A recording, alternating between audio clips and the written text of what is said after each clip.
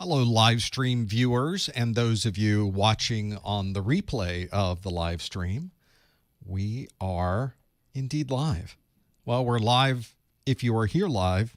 If you are watching the replay, then, we're as live as we can be. I've really extrapolated this way too many times. The onion has been peeled at this point. It's the pre-show of our 221,002 A+ study group. Hello, chat room. To make it so I can see the chat room better. Let's pop out the chat room, pop it out, put it on the left side, put everything else on the right side. There we go. Hey, everybody. In this first hour, once we start, we got about 8.5 minutes before we get going. And in that first hour, I have questions for you. It'll be Q&A, our fun little quiz. And then at the end of that hour, I will open up the phone lines. And we will do that. I guess I should bring up Skype now that I'm thinking of it. Let's get that going. Very nice. There we go. Get that selected. We'll come back to that. All right. I think we are recording here. We got recordings going here. We're looking pretty good for all of these. Hey, everybody. Got lots of folks in the chat room. Hey, Canada, California, Nigeria, Texas, New York, Manchester, not sure which one. Toronto. There's lots of Canada checking in. Mino in the chat room. Passed your Core 1, taking the Core 2 later this month. Congrats. Well, you've come to the right place. We'll get your Core 2 stuff locked away.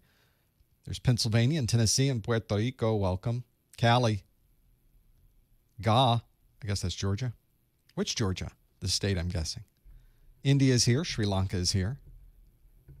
Matt passed Core 1 last week. In PA, welcome. There's Jersey, our New Jersey. Not Jersey, but the new one. Kentucky here. St. Lucia is in the chat room. Welcome. Thanks for being here.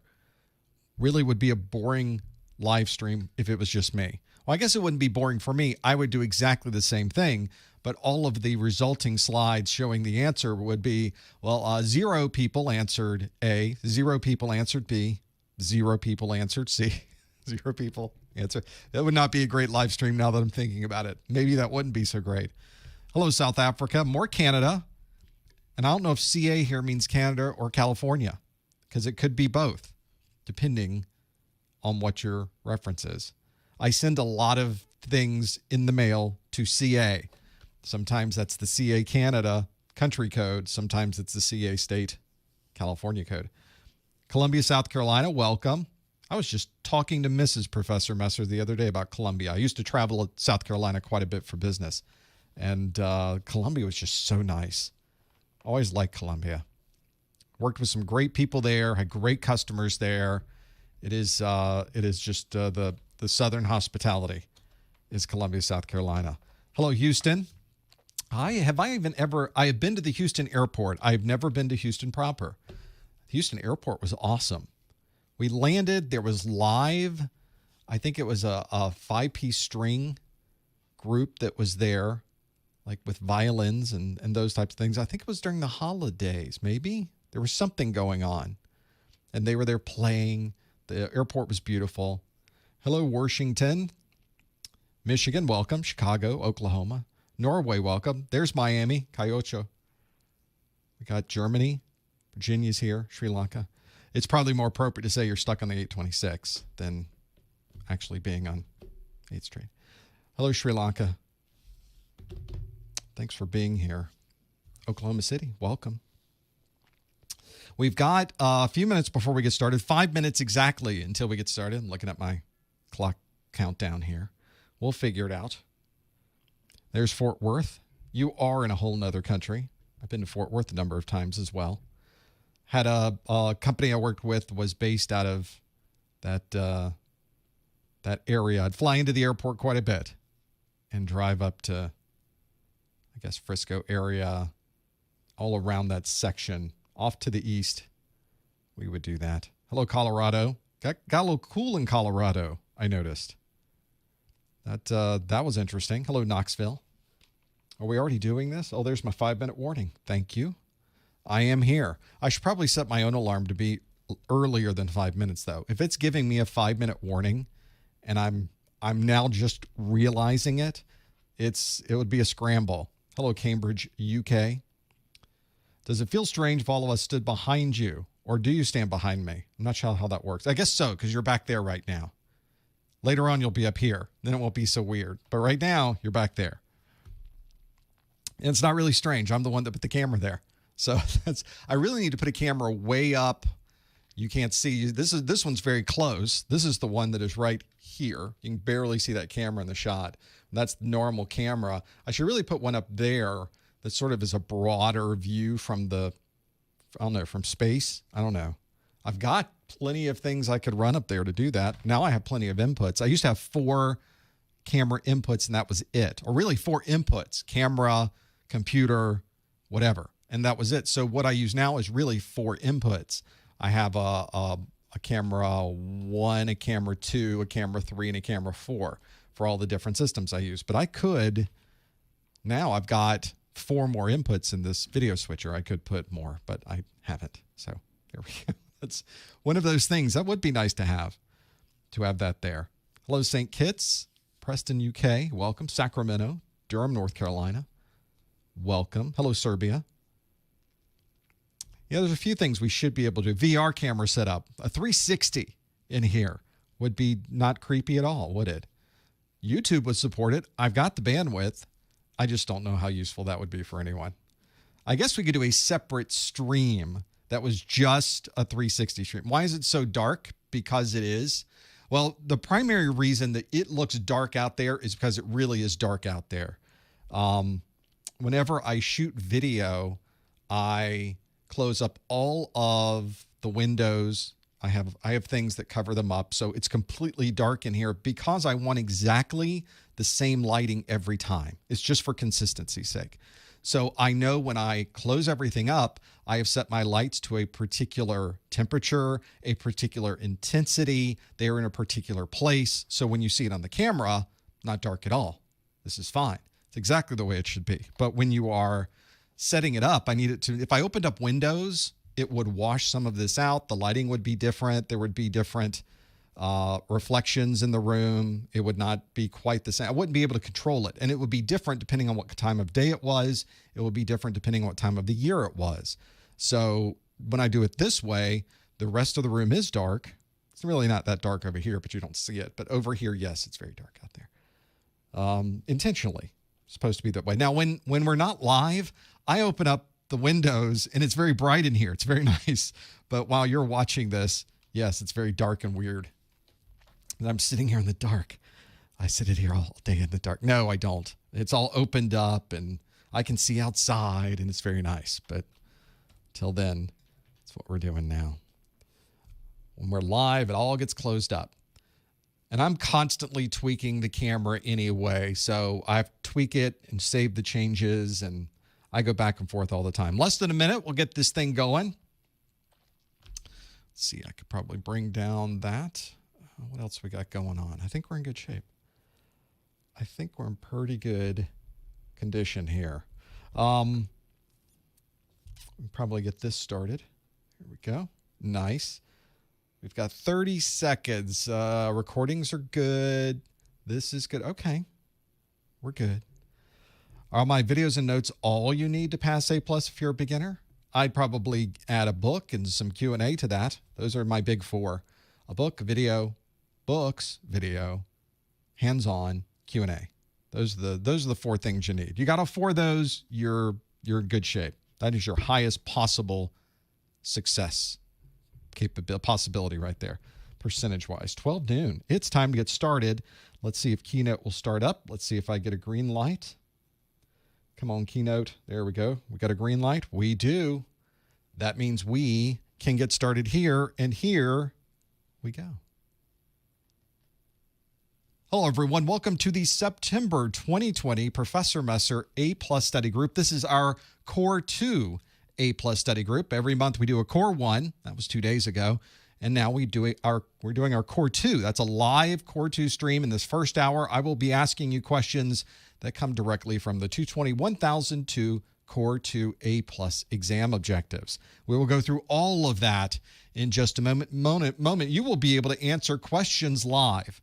So as you're sitting there live, if you're watching this live, you can answer questions live and online. We will tabulate everybody's score and see how everyone did.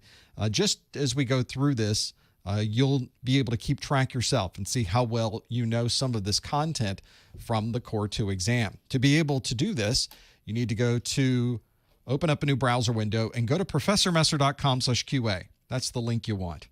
professormesser.com/QA. That will take you to this Socrative site that I use to be able to consolidate this together. Some of you like to have a mobile app to use with this. You can download it from your favorite app store. The app you are looking for is called the Socrative Student app. There's a Socrative Teacher app. That's the one for me. You want the Socrative Student app, and you will be able to follow along with us. Now, if you have popped open your browser window and you're visiting professormesser.com/QA, or you have the mobile app and you have to put in the room name in the mobile app, Professor Messer, all one word, PROFESSORMESSER. Make sure you spell it right.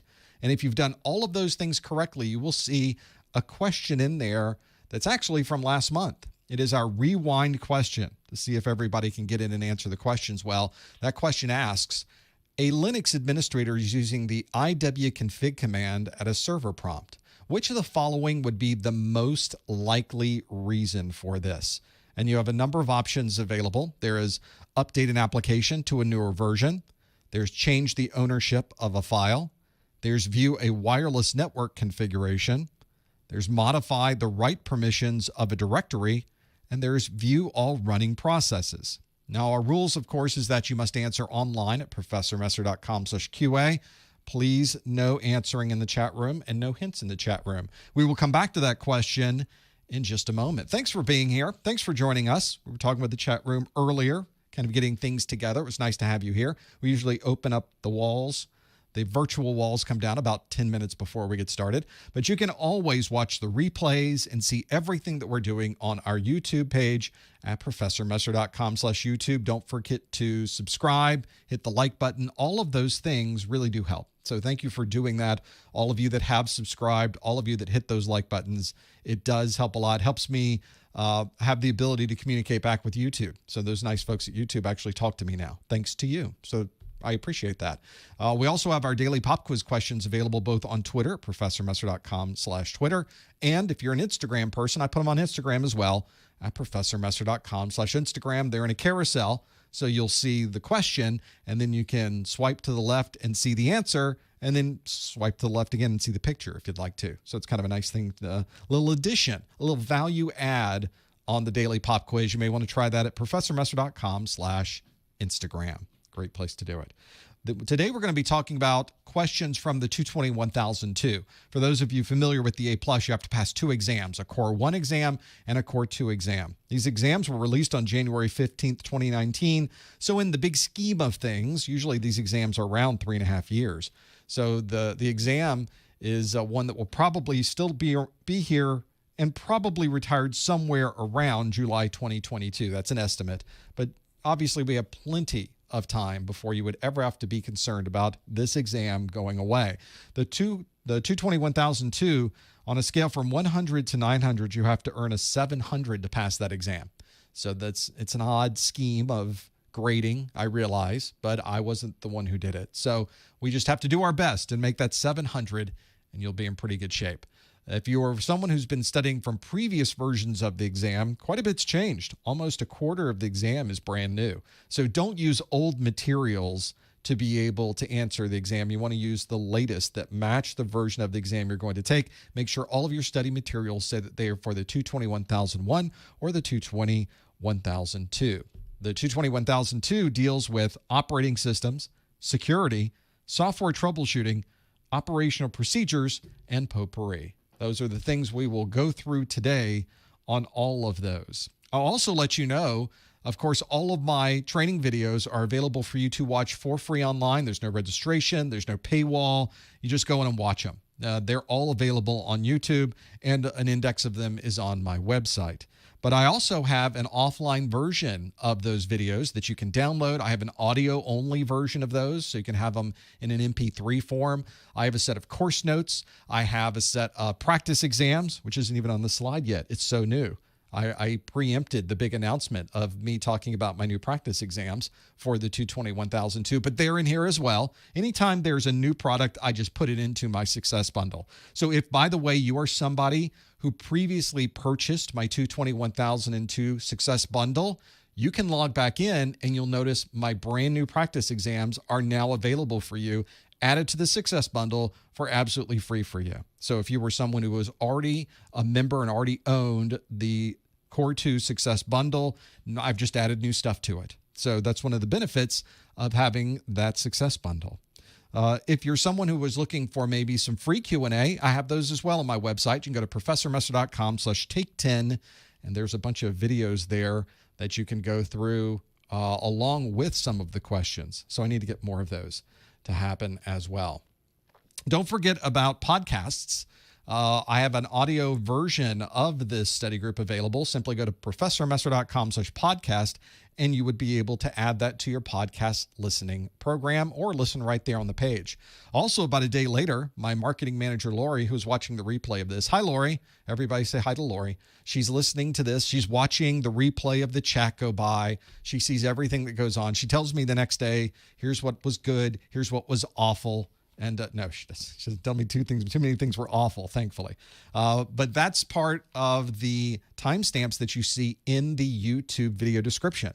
So about a day later, you will see all these timestamps. You simply click on the timestamp and you can jump to exactly where you'd like to go throughout the entire study group. So if there's a particular phone call you were listening in for, or a particular question you want to jump to, it's right there. You can find it very, very, very easily. Thank you, Lori.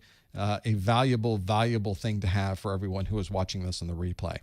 Let's now look at that question we asked earlier, which was a Linux administrator is using the iwconfig command at a server prompt. Which of the following would be the most likely reason for this?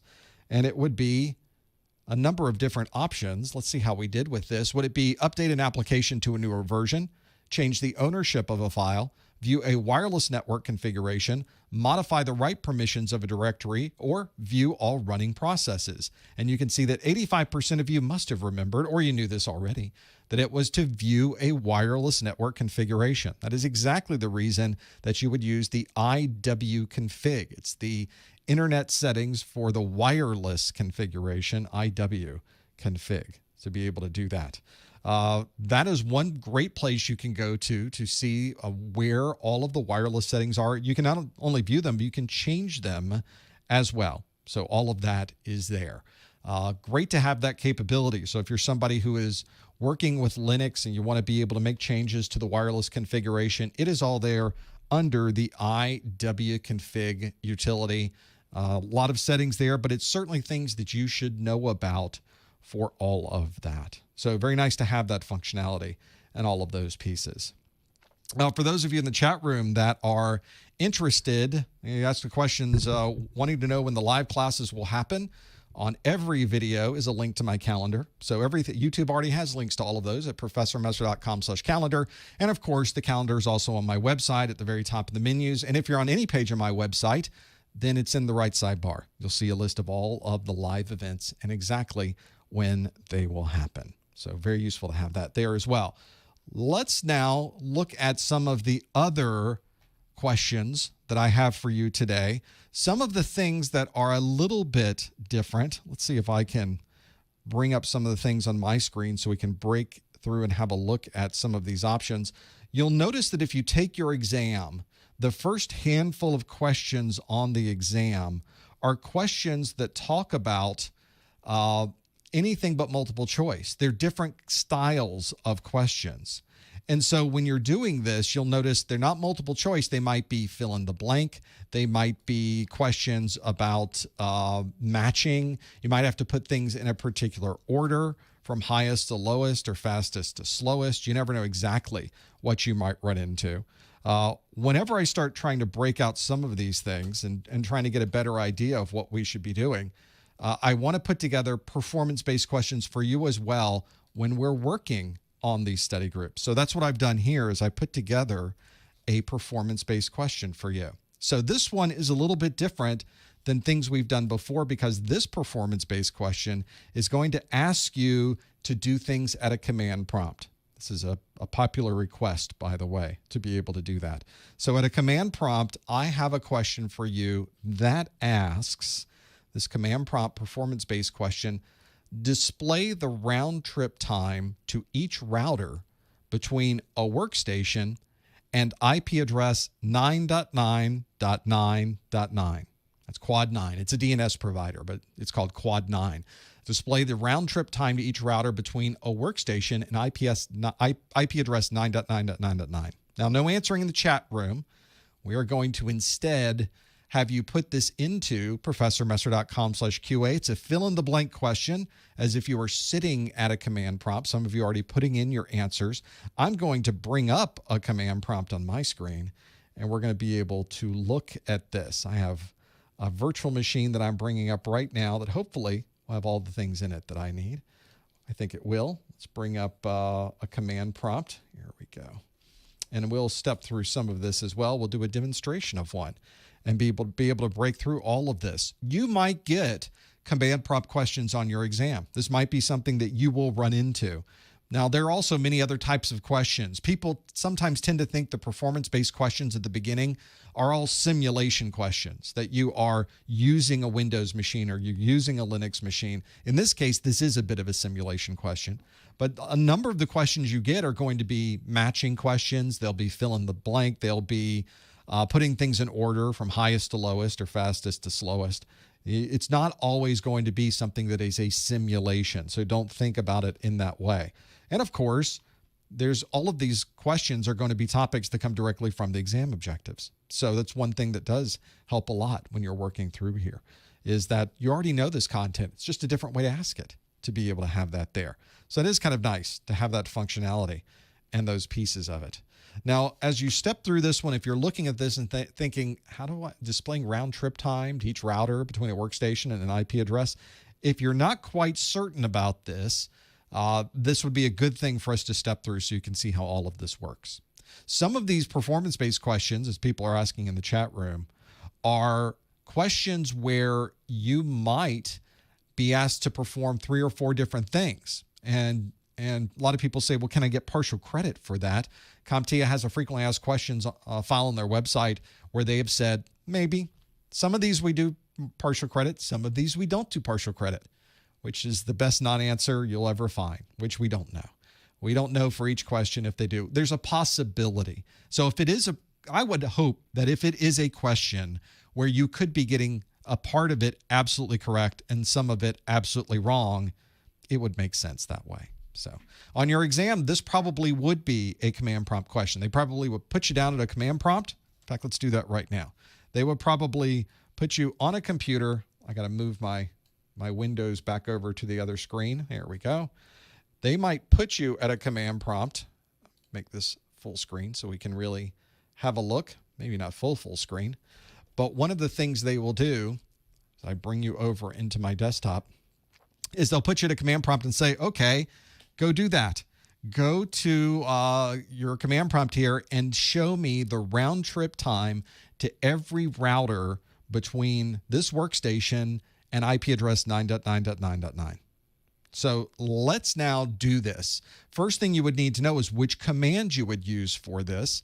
And the command that we're going to use to make this happen is a trace route. Now, I'm in Windows here. If you were in Linux, you could spell out trace route, and I would accept that as a proper answer. If you're a Linux person, that would make sense. But in Windows, it's trace RT is the abbreviation, because Windows doesn't tend to, or at least older versions of Windows, had the same DOS limitation of 8 characters as an executable. And then you would put the number of the IP address that you would like to be able to perform a trace route to. So if I was to do this on my computer, it's going to give me this trace route. It's going to go to every router along the way. It's going to show me an IP address of every router along the way.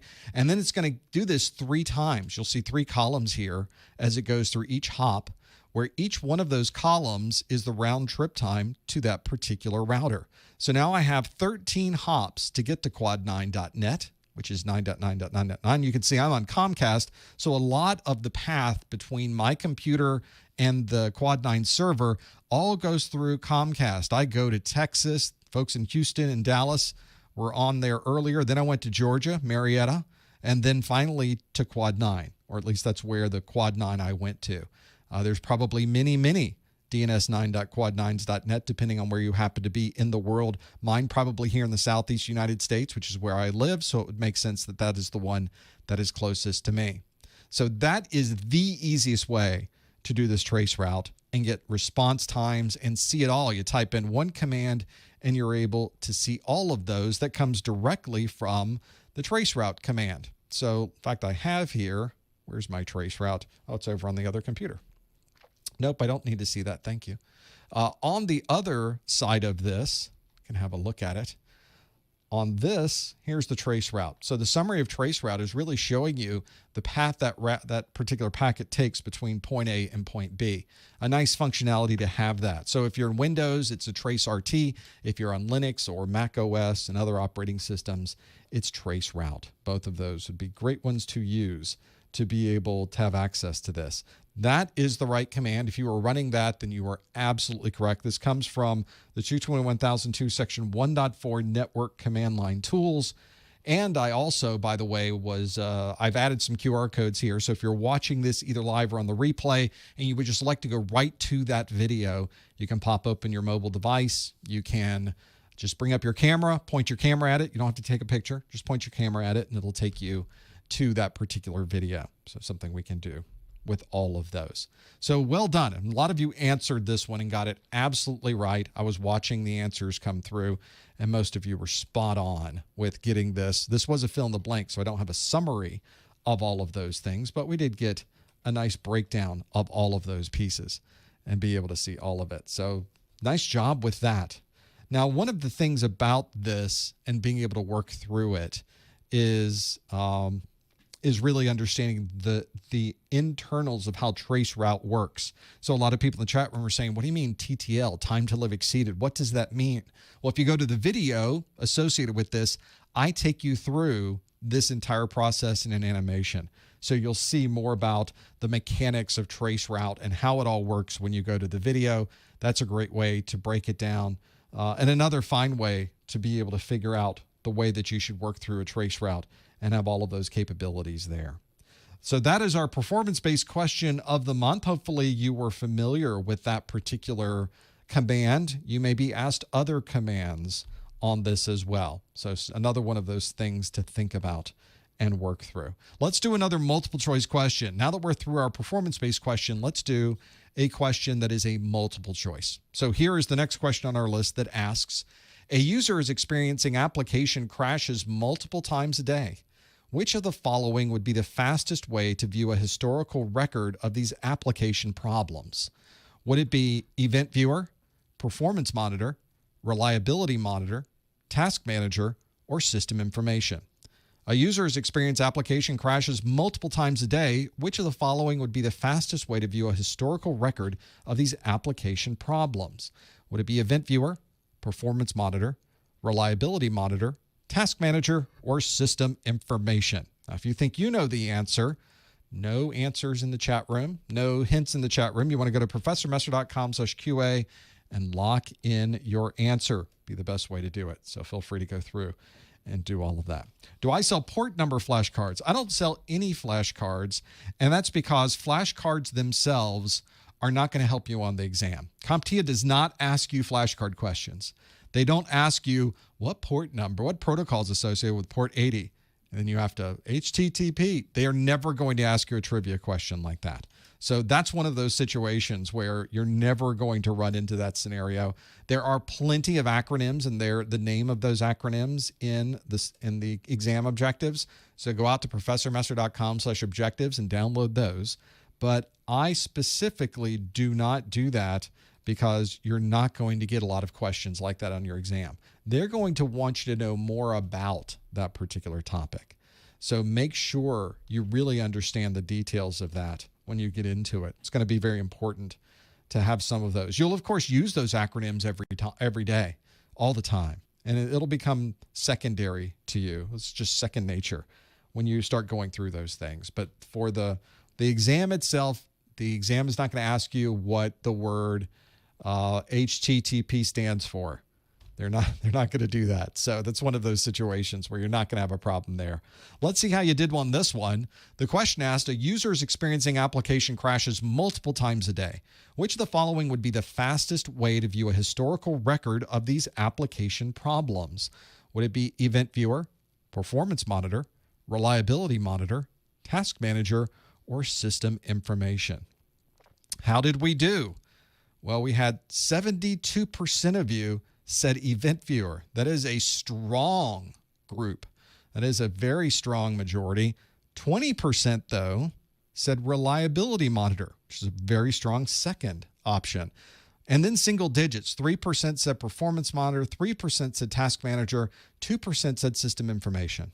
Now, the key to this particular question was the way it was asked, which said, which of the following would be the fastest way to view a historical record of these application problems? Now, we've got two choices here, Event Viewer and Reliability Monitor. Which one of those would you think would be the fastest way to view all of those application crashes? If you've ever used Event Viewer before, then you're probably very aware that that is a horrible way to be able to view those. Not a very useful way at all to quickly find this information. The problem is when these applications stop working, that's an enormous issue. It's a very big problem. The applications just go away. You can't do anything with them. You could check the event log, but it takes so long to sift through this. And this is happening multiple times a day. How can I pull up every single instance of this that has happened today, yesterday, the day before? I need something fast. And so Reliability Monitor is a fantastic view of the historical record of how that application has been performing, and it shows it to you instantly. So here's a better view of Reliability Monitor. So you can see, here's a daily view. It starts on the 20th, the 18th, the 16th, the 14th, and you can see every time an application fails, and it will tell you what those critical events are, what the application was, why the application failed, and you can even check for solutions in there as well. This is a phenomenal utility. If you've never used this utility, probably if you never even knew it was there, this is going to be amazing to you. This will be an amazing capability because now you can really start to understand more about this and working through it. This is one of those times where if you're ever trying to break down an exam and understand the differences, make sure you read through every single answer that's there. You have to really understand what those things are. And this is a great way into the Event Manager. Now, you, of course, may find yourself eventually getting into the Event Viewer, and there are links in here that will take you to those events in the Event Viewer, which is nice as well, so that you're able to kind of filter out already as you are going through it. Nice capability to have there. So if you're somebody who is trying to do this quickly, you're trying to find the answer immediately, this is the way you would do it. A very, very, very fast way to do it. Mac OS does not have anything that is similar to this. Linux does not have anything that's quite as similar to this. There are third-party tools, though, that you can get for both that will break down for you a summary of those things. But if you're ever trying to find information, if you ever spend time in the Event Viewer, you'll be happy that there is a faster alternative for you and being able to work through it. So unfortunately, we didn't hit that majority here. The 73% of you, Event Viewer, not the right answer, not the one that you would use. If you want to find this fast, if it's something's happening over and over and over again, you just want to find it and tell me what's going on, Reliability Monitor is going to be so much faster for you. So feel free to have a look at that. Why would it not be Performance Monitor? Performance Monitor is able to gather statistics from our operating system over time. So if you wanted to see CPU utilization, how much memory is in use, the amount of input-output to your storage devices, and you wanted a graph of that captured that information every 5, 10, 30 seconds, graphed it out for a 24-hour period or a 48-hour period, that would be Performance Monitor. But Performance Monitor is not going to tell you anything about why an application failed or even that an application failed. So that would not be the correct one to use for this particular problem. Task Manager will show us real-time what's happening on the system as we are sitting in front of it. Be able to tell us if we know all of the different processes running. We can see all the different applications, but it's not going to give us information once the application crashes. Once it's crashed, it's no longer a task. Therefore, it's no longer monitored. So that's one of those scenarios where you would run into that. And finally, system information, which tells us a lot of information about our system, gives us a lot of details about how the system is configured, tells us nothing about application crashes and how to troubleshoot those.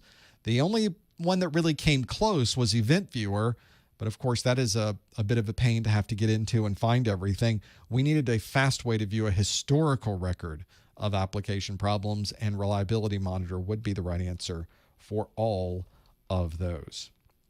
Let's do another multiple choice. We'll bounce back. No worries. We'll get this going again. Here is our next multiple choice question that asks, a remote Soho site is experiencing power outages multiple times a day. Which of the following would protect the computers during these outages? Would it be a surge suppressor? Would it be an air filter? Would it be a dehumidifier? Would it be a UPS? Or would it be an MSDS?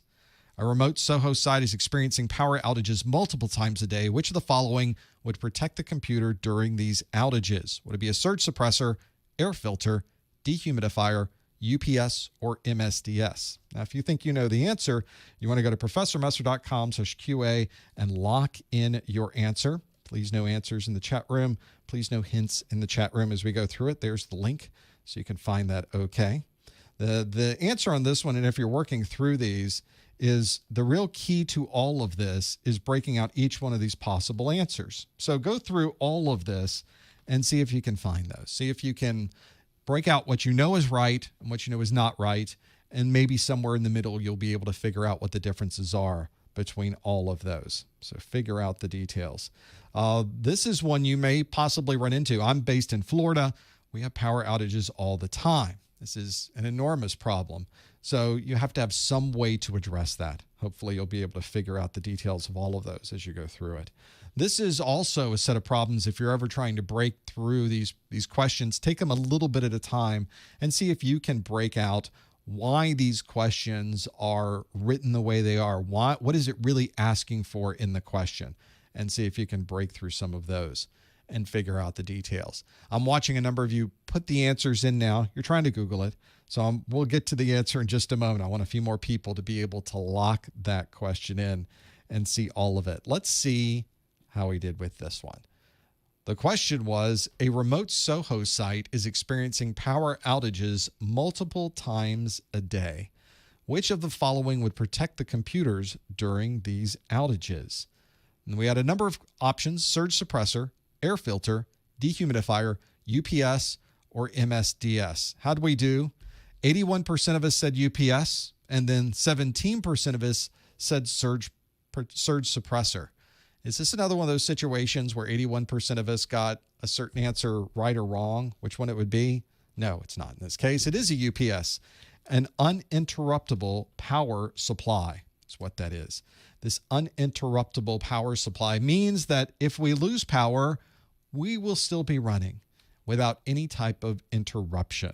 This is usually something that is done with batteries like the ones you see here. That's a very large UPS in this room. All of these batteries are chained together, providing the power for a particular location. If you've ever worked with UPS for a building, this is very commonly the UPS room, the battery room for the building, to be able to have that.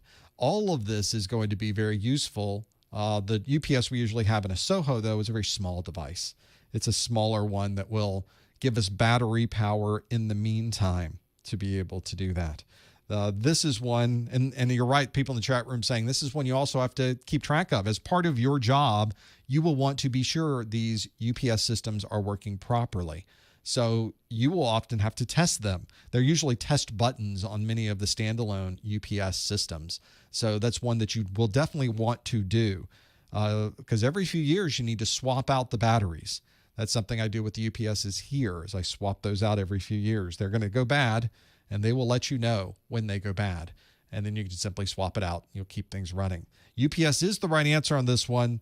Most of you knew that. 81% of you said, yep, it's a UPS. Why would it not be the surge suppressor, though? 17% of you said surge suppressor. which would be great if our only problem was a spike in voltage, or the voltage dropped a little bit, or there was noise on the line. For those types of problems, you could smooth everything out and get rid of a lot of the noise on an electrical line with a surge suppressor. Suppresses all of that. But in this case, it was a site experiencing power outages multiple times a day. We want to be able to keep the systems running and protect them when there were power outages. Unfortunately, when the power is out, a surge suppressor is not going to help you very much. It doesn't suppress an outage. Once the power is gone, you're done. There's no way to do that piece of it. So in this particular case, the only option would be UPS. Would not be an air filter. Air filters are used when there's some particulates in the air. You want to protect what is in the air and breathing those things. Dehumidifiers are useful if it is an area that has a lot of humidity in the air. We don't usually have that with air conditioners because the air conditioner is conditioning the air. But in some places, I spent years living in Miami. Dehumidifiers may be important in certain locations. And in MSDS, your material safety data sheet is used if you are going through this process and you're wondering, now I've got this battery that's old, what do I do with the battery? That will tell you what to do with it. But it won't help you if power goes out. That sheet of paper is not going to provide you with any coverage, no protection whatsoever if the power goes out to have all of those. So hopefully that will be something useful. If you are in that situation where your power goes out, maybe an investment in a UPS is going to be a very, very useful thing. This is one of those situations, though, with these questions that I tell people when you're thinking about taking the exam, you really need to go through a lot of good questions. I always say you should get a good book, watch some videos, do plenty of hands-on, and then get plenty of Q&A. And that's the real key to me, is getting the Q&A. There's not a lot of great Q&A out there. I've seen some of the free Q&A on many sites, not so great. A lot of the Q&A that you'll find other places, also not so great. So I thought, if there's not a lot of great Q&A out there now, let me see if I can find some Q&A. So I wrote a book just full of practice questions. There are 3 entire practice tests inside of my Core 2 A+ practice exam book. 380 pages. There's both multiple choice and performance-based questions. There are detailed explanations for each answer, and I'll show you this. In fact, let's show you this right now. Here's the book itself. I'm reading it here on the screen. There's a PDF version you can get. You can also get a printed book version that I can send to you. And when you buy the printed book version, then you also get the digital one for free. Have all of those things there. Let's do a question directly from the book. This is question number 8 from test A. A user in the accounting department has received this error message: the print spooler service is not running. The user contacts the help desk and opens a ticket for assistance. The help desk technician performs some testing and identifies the issue. Which of these would be the best next step? Would you reinstall all printer drivers, restart the spooler service, reboot the computer, or power cycle the printer? And one of the options you have is to either you can jot down what the answer is, or you can simply click on a quick answer link or click on the details link. And I'm going to click on the details link, which will take us to a page that shows us the question again.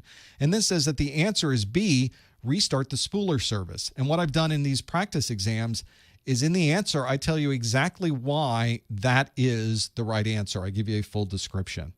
But then if you got it wrong, I go through each of the incorrect answers and tell you why each of the incorrect answer was not the right answer.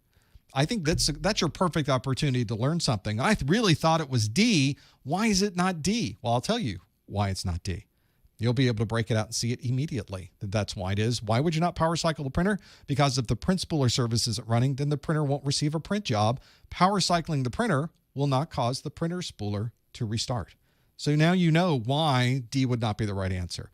One other thing you can also do at the bottom is I've got a link to the video that describes this particular troubleshooting task. And if you've got the printed version, there's a QR code. You can even do this on your phone right now. Open up your camera, just point it at the screen, and it will take you to that video page for this particular question.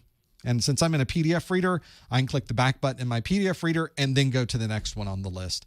It's just a simple process to step through. That is my practice exams book. Those of you that have been waiting and waiting and waiting for my Core 2 practice exams book, wait no longer. It is right there on the site. You can go to professormesser.com/core2pe And if you get the Core 1 and Core 2 at the same time, there's a little bit of a discount I built into this.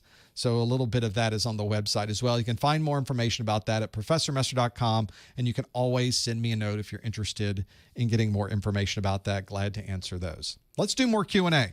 Here is the next contestant on our list that asks, a system administrator would like to protect a folder from indexing. Which of the following would provide this configuration option? Would it be File Explorer options? Would it be user accounts? Would it be system? Would it be performance settings? Or would it be power options? A system administrator would like to protect a folder from indexing. Which of the following would provide this configuration option? Is it File Explorer options? Is it user accounts? Is it system? Is it performance settings? Or is it power options? If you think you know the answer, go to professormesser.com/QA and you can answer that question online. Let's see if you happen to know where that is. This could be a useful tool if you wanted to protect a folder from being indexed. So it's good to know what that is, where it's from, and having those there. I have to figure out the details and all of those. Oh, this is one you do have to know. And if you don't know, take a guess. Maybe you know what certain things are in other utilities that I mentioned, and you can kind of take them off your list. This is something you can easily know about as you're stepping through this. Whenever I try to break through all of these, this is where I try to focus too as well. I know it couldn't be that one. Well, at least that's down to 4. Now, on your exam, you'll probably only have 4 options. There are some questions on the exam that have 5 and 6 options, and they'll tell you have to choose one of those. But most of the questions will have 4. So I make this a little bit harder than a traditional exam by giving you 5 of these on my study groups. But you'll probably only get 4 on your exam, which might help you a bit. If you can just get rid of one of those, now you're down to 1 out of 3. That helps a little bit at least when you're trying to work through all of those. Let's see how we did. Even fewer people answering this one than the last one. I don't know if we're losing people or if we're making the questions harder. We'll have to, maybe it's both. For all of those. Let's see how we did with this one. A system administrator would like to protect a folder from indexing. Which of the following would provide this configuration option? Is it File Explorer options? Is it user accounts? Is it system? Is it performance settings? Is it power options? 77% of you say it's File Explorer options. That's a pretty strong majority. 12% of you said user accounts, so we got double digits at least for that. 8% said system, 3% said performance settings, and 0% said power options. That kind of surprised me a little bit. So I think some of you would have done the power options since it maybe indexing all the time might have some effect on power. No, you didn't buy that one. The correct answer is A, File Explorer options. They are under the folder options. The File Explorer options. I think it's folder options in previous versions of Windows. It's now File Explorer options to have those there. And it is under this folder for managing the different options. It would not be under, since this is a search function, indexing is something that goes through and indexes all of the files that are on your system so that later on when you go through the search, it can simply look in its index to find the information you're typing in. It doesn't have to now go through your entire drive and read through thousands and thousands of files to try to find what you're looking for. So what you want to do is go to the Search tab under File Explorer Options, and you have the option to choose different folders. So you can choose to include system directories, include compressed files, search different file names, lots of other options inside of this as well. So this is where you can customize how much of a particular setting you want to break down and see all of those. This is going to help you a lot and speed things up. If you turn off indexing completely, then you won't see anything. So you don't want to be too aggressive with this, but you do want to have it so that it is giving you the information you would like to see when you perform a search on your computer and have all of those there. The File Explorer options is the best place to go to be able to change those settings. That is the right answer for all of you that chose A, the 77% of you. User accounts, which allow you to do things like enable and disable an account, change a password, change the avatar that's used for your account, link it to other external systems like the Microsoft account, but it would not help you with the indexing on a particular system. The system functionality is going to allow you to enable and disable system protection, see the settings for your particular operating system, but it doesn't allow you to change any of the indexing settings either. Performance settings might be a little bit inside of that, but most of your performance settings are dealing with the size of the swap file, where it's located on your drive, how the graphics is used for performance settings. And nobody chose power. We all know that's how you have the system automatically turn the screen off when it goes into a sleep mode. All of those pieces of it, those are in the power options. Those don't help us with choosing to protect a particular folder from indexing. It's your File Explorer options that does that. 77% of you got that one absolutely right. Well done. I think it's time for another multiple choice question. I have another one here. So let's see if we can break through and do another one of these. Here we go. This is a question that asks, a user in shipping and receiving is often called away from their computer while shipments are arriving. Which of the following would provide additional security during these events?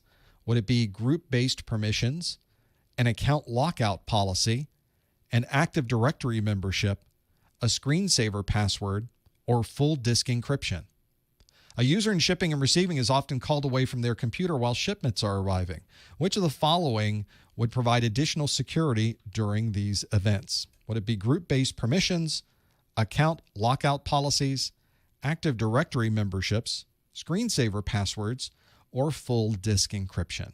Now, if you think you know which one this is, go to ProfessorMesser.com/QA and lock in your answer. Please, no answers in the chat room, no hints in the chat room. We're going to pretend we're taking this. No Googling for those of you in the chat room. You don't have Google during an exam. You have to figure out the details yourself. You have to remember, have all of those there, and see if you happen to know how to work through that. Each one of these, by the way, really, really good capabilities to have if you're trying to work from a security perspective. So if you're in that situation, you're just trying to understand the differences. All these deal with security, but this is a very specific circumstance we're trying to work through. So see if you can break through and understand what circumstances happens to be. This is one that should be, this is not the only case. There were a couple cases like this that I could think of where I've run into this in practical use. So we'll see if this is one that you would think. Let's see if you think the same way I think with this one. We'll put it that way. Most of the questions you get on your exam are similar to this, where there are nuances to the answers, but really only one answer that should really jump out at you. The questions and the answers on the exam are all written this way. You're never going to be in a situation on your exam where you're thinking that it really could be one or two different things. There should be two different. I could choose either one of those, but that's not the case. Most of these are going to be very clear, very obvious. There's not going to be questions on your exam where you're stuck between one or the other, as long as you know the content. If you're looking at an answer and you're thinking there's two correct answers, then there's something about the question that perhaps has slipped by you. Make sure you read through that again and figure out the details of each of those pieces. Let's see how you did with this one. The question was, a user in shipping and receiving is often called away from their computer while shipments are arriving. Sure. Which of the following would provide additional security during these events? So you can imagine you're there working on your computer. Oh, truck just pulled up. Okay, let me grab my clipboard, my tablet, and go take care of it. Let me grab my gun and go take care of it. That's your barcode gun, not a real gun, a barcode gun, and go take care of it. It's your pricing gun, and go see if we can fix this. So you've now left your computer, and these are shipping and receiving folks. They're not used to going through the same rigorous controls that we have in IT. So whenever we're in that situation, the screen is now there and open for anybody to sit down and do whatever they would like. People can see what's on the screen. They can use the computer, at least until a timeout might occur. So that's a pretty bad situation to be in. Let's see how you did with this answer. 73% of you said, okay, therefore the screensaver should kick in so that when you're away, very quickly the screen will go blank, or there'll be something on the screen that shows up. An account lockout policy, 21% of you chose that one. 4% said group-based permissions. 2% said full disk encryption. And nobody said that you would use Active Directory membership. Well, to manage or secure a desktop, there's so many things dealing with desktop security. If you've ever worked in a hospital, this is an enormous problem that you have to deal with, because you have to have it set up so that the nurses and doctors can go up to a terminal and use it. But when they walk away, you want to be sure that people's healthcare information is not available to others. And in those environments, you even have proximity alerts or proximity measurements so that somebody would be standing there. And as soon as they walk away, the computer recognizes they walked away and it automatically locks the screen. That's very common to see in places like hospitals. In this particular case, it's not a hospital, it's shipping and receiving. Setting up a screensaver password would be a way that once they walk away in a certain amount of idle time, it would go ahead and lock up the system. So it's not sitting there open the entire time. Is that a 100% security measure? Of course not, but that wasn't the question. The question asked which of the following would provide additional security during these events. And that was the real key to this question, was understanding what was being asked. A screensaver password is the only option here that would provide additional security if someone stepped away from their computer and the computer was still up and running and operational. Well, why wouldn't it be an account lockout policy? 21% of you said that. An account lockout policy is when somebody is putting in the wrong password a certain number of times, and then it locks the account completely so that you cannot log in even if you had the right password. It's a way to prevent brute force attacks against someone's account. It does not help you if somebody walks away from the computer because nobody's logging in with their username and password. So an account lockout policy would not help us. 4% of you said group-based permissions. And certainly group-based permissions help from a security perspective, but they're there all the time.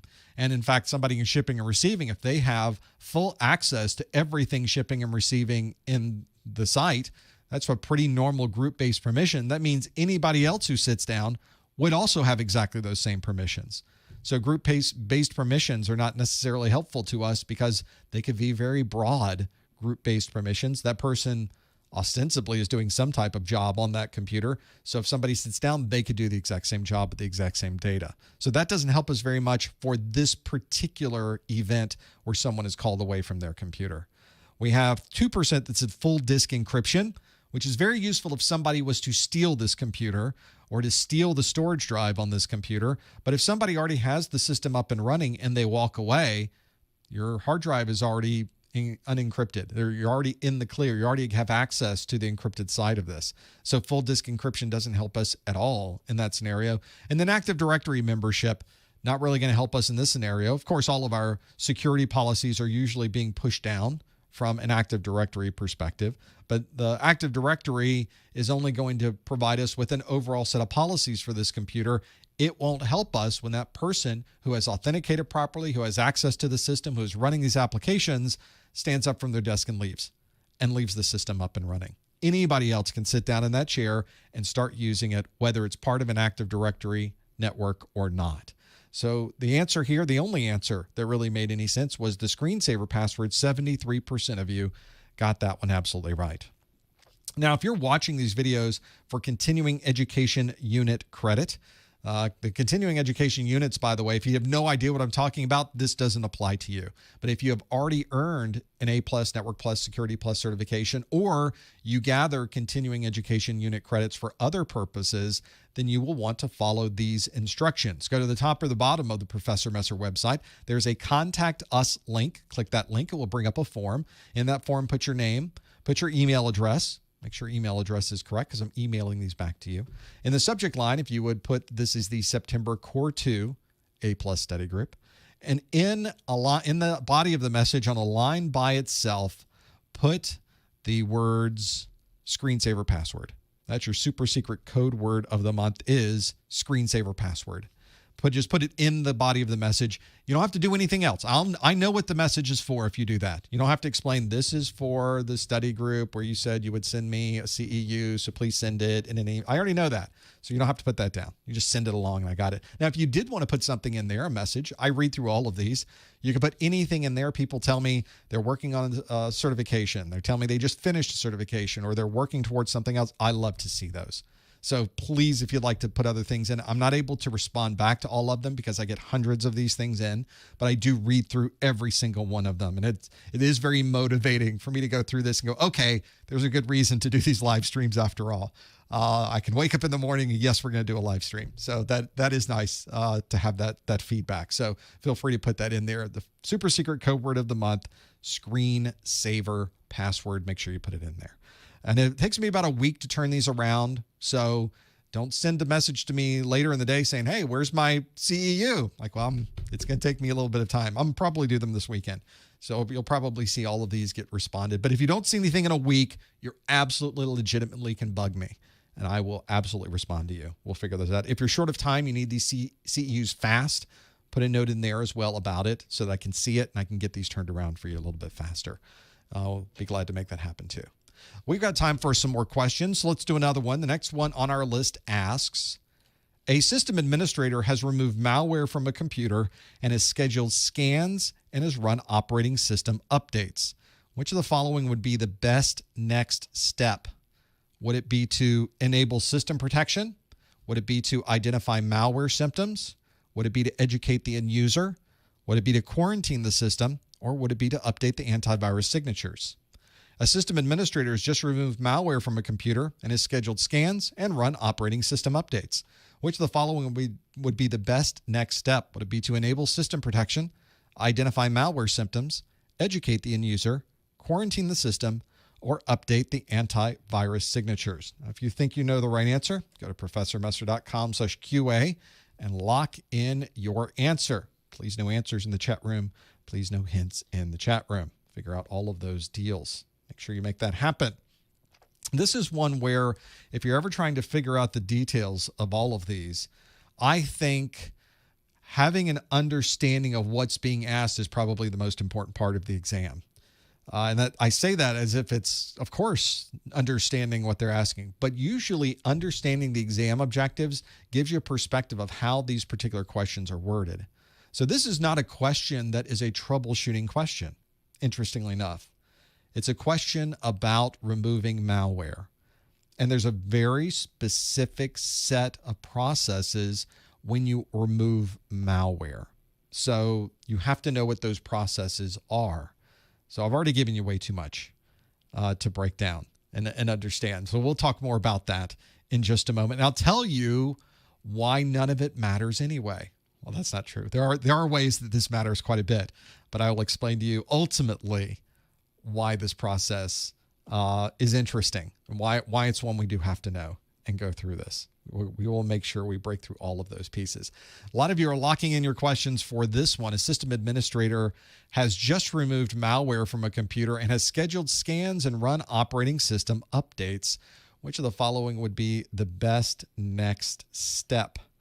Let's see if your choices were enable system protection, identify malware symptoms, educate the end user, quarantine the system, or update antivirus signatures. How did we do?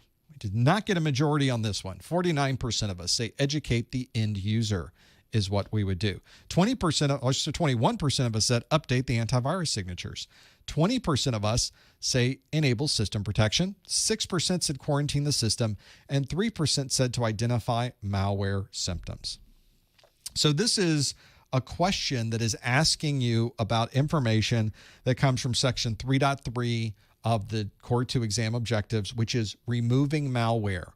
And there is a set of numbered steps for removing malware. Now, for those of you that watch my videos, I have always said and maintain, and this is important, that the only way to 100% guarantee that you have removed malware is to delete everything and reinstall or restore from a known good backup or reimage. That is the only way to 100% know that you have removed malware. However, the problem is that the user may have particular files on their system that they have to get back. You can't delete this system yet until you restore or get access to those documents. So this may be a situation where you have to at least make an attempt to remove the malware so you would at least be able to gain access to the operating system. Now, there's many ways to make that happen, but they give you a set of steps. in the exam objectives that are very methodical and well laid out. It is a good set of steps for removing malware. It's not arbitrary. These are very obvious set of steps that are very particular and very specific in the order that they are given. So when I ask that the system administrators just remove malware, has scheduled scans, and has run operating system updates, there's one other thing that has to happen before you educate the end user. And that would be that we need to get the system back up and running and re-enable your system protection. That's the thing that happens once you get everything back up and running.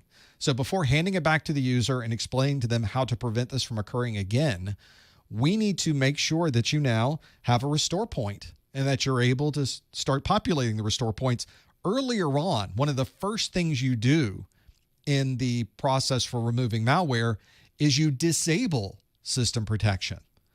Now, some of you have worked on these Windows computers before and you've messed up a configuration. System protection is great.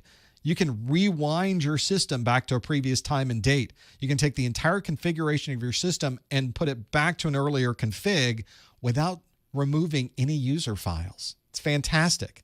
The problem, though, is the malware writers know that you do that. And so when they infect your system, they also infect all your restore points. So rewinding back to a previous date and time is not going to help you very much. All it will do is rewind your configuration back to a date and time, which now also includes the malware that you were hoping to get rid of.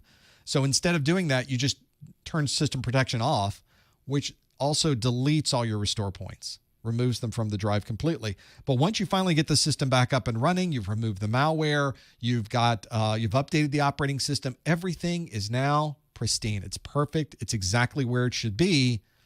Let's turn system protection back on. That's going to be very useful to have there. So make sure that you have that capability and you turn those pieces on, because that's going to be the most important part of what you do next. 21% of you said to enable system protection. That was the right answer. That's what you want to do. Why would it not be educate the end user? 48% of you said that's what you do. Well, the problem is you haven't turned on system protection yet. Educating the end user is the last thing you do, because that is the lowest priority at the moment. Before turning the system back over to the user, now we got to get rid of everything, make sure it's not going to affect anyone else, make sure you delete it, make sure you update all your operating system, make sure you have all the latest signatures, turn on your system protection. Then you can talk to the user and say, here's your computer back. Let's make sure this doesn't happen again. So it would not be educating the end user because your system protection wasn't turned on yet. 21% of you said update the antivirus signatures. Well, you just removed the malware and scheduled scans. Removing the malware, you would have had to update your signatures prior to removing the malware. So that happens well before all of these things happen. 7% of you said quarantine the system. Quarantine is what you do as soon as you notice there's malware. The quarantine is the very first thing, really the second thing on the list that happens. You unplug it from the network, you disconnect any storage devices, you make sure nobody else uses those storage devices, and you quarantine it from anybody else to make sure that virus doesn't go somewhere else. And the very first thing that ever happens is you notice, hey, this thing's got some malware on it, I think. You notice some symptoms of malware. You notice some slowdowns or pop-ups. You notice it's not performing the way it's supposed to. Something is afoot. Strange things are afoot at the Circle K. And then when you find that identify malware symptoms problem, that is the very beginning of where all of this starts. So that would not be later on in the process. That would be the very first thing that you do. The process that happens before educating the end user is enabling system protection. If you answered A, 21% of you got that one absolutely right. That is the one that you should do. Let's do one more question. I know we're at the top of the hour. We're going to do one more question and see if we can bounce back and figure out the details of this. I think you might know this one. So let's see how we do with this. The question is, a virtualization server has failed due to a power outage. Which of the following would most likely contain documentation on the restart process for the server? Would that be an AUP, a risk analysis, a knowledge base, a EULA, or a network topology diagram? A virtualization server has failed due to power outage. Again, I live in Florida. Which of the following would most likely contain documentation on the restart process for the server? Would it be an AUP, risk analysis, knowledge base, EULA, or network topology diagram? See if you know that answer. If you do know the answer, go to professormesser.com/QA and lock in your answer. Please, no answers in the chat room, no hints in the chat room. This may not have been a power outage. Maybe you knew there was a storm coming. Maybe you knew there was a hurricane coming. I am in Florida. And you shut everything down so that you're not waiting for the power to go out. You know it's an inevitability. You know the power is going to go out. You know your UPS is going to run out of power. UPS will only last for so long. Maybe where you are, you don't have a generator, so it's going to last a matter of minutes. So let's just go ahead and power everything down. Well, great. Now the storm goes by. The power's up. You're ready to power up the system. How do you do that? What's the process? What do you do first? What do you do second? What do you do third? How do I go through that process? That's this question, and figuring out the details of how that happens. Sometimes this does happen. Somebody's walking through the data center. Oh, I tripped on that cable. That just powered down that computer. Oops. That happens. So now we need to know, what is the process for bringing the server back up? Are there things that we have to now do prior to making available to the users? Are there tests that need to happen? Is there a set of things we need to type in during the initialization process? How does that happen? Yes, OSHA would be all over us if that happens. Well, OSHA would be all over me in every single job I go to, if that was the case. Sometimes you trip over the cable because management wouldn't let you restart the system. So, oops, I have to restart it now. Sometimes it's forced upon them when we go through those cases as well. Let's see how you did with this one. A virtualization server has failed due to a power outage. Which of the following would most likely contain documentation on the restart process for the server? Is it an AUP, a risk analysis, a knowledge base, a EULA, or a network topology diagram? 50% of you say it's knowledge base. 19% said AUP. 16% said a risk analysis, 10% said a network topology diagram, and 4% said an end user license agreement. If you're on the help desk, you're trying to figure out what is the process and procedures for doing this, who do we call, what do we do, all of that is most likely contained within your local knowledge base. It's going to have a breakdown for all of your servers, all of the services running on that device, processes for starting the system, processes for testing those services, processes for shutting down the system normally, processes for what you do when an error occurs. All of that is in your knowledge base. Anything internal specific to these devices is going to be in your knowledge base. It's a great place to go to be able to know what to do when there's a problem. And every place I've ever worked had some type of knowledge base. The very first computing job I had was in a mainframe computing center in a college. And our knowledge base was a 3-ring binder that sat behind me. So I would reach behind me and I grab that 3-ring binder and it turn to the page for a problem with that particular server, and it would have a list of phone numbers to call. Start at the top of the list and start calling. Hi, Dave. I got this error. It stopped. What do I do? So I'll be in a second. I'll be in. Give me 5 minutes. And he would come in and fix the problem. And we would dead start the server, dead start the mainframe. There was always a process and procedures because they created this knowledge base so that I would be able to know exactly what to do. I didn't know how to run this thing. I was an operator. I knew the basics of what to look at on the screen. I was a babysitter. I was a technology babysitter. I just watched the screens, and if they stopped, I called someone who knew what they were doing to come in and fix the issue. And then they did that. That was all in the knowledge base. That is the right answer. C, 52% of you say it's a knowledge base. 19% said a AUP. The AUP is an acceptable use policy for an organization. It is what you give to users to tell them what they can and cannot do with the phone and laptop that you've given to them. It doesn't really help you if you're trying to bring a system back up after a power outage. A risk analysis is what you would provide normally during a change control process.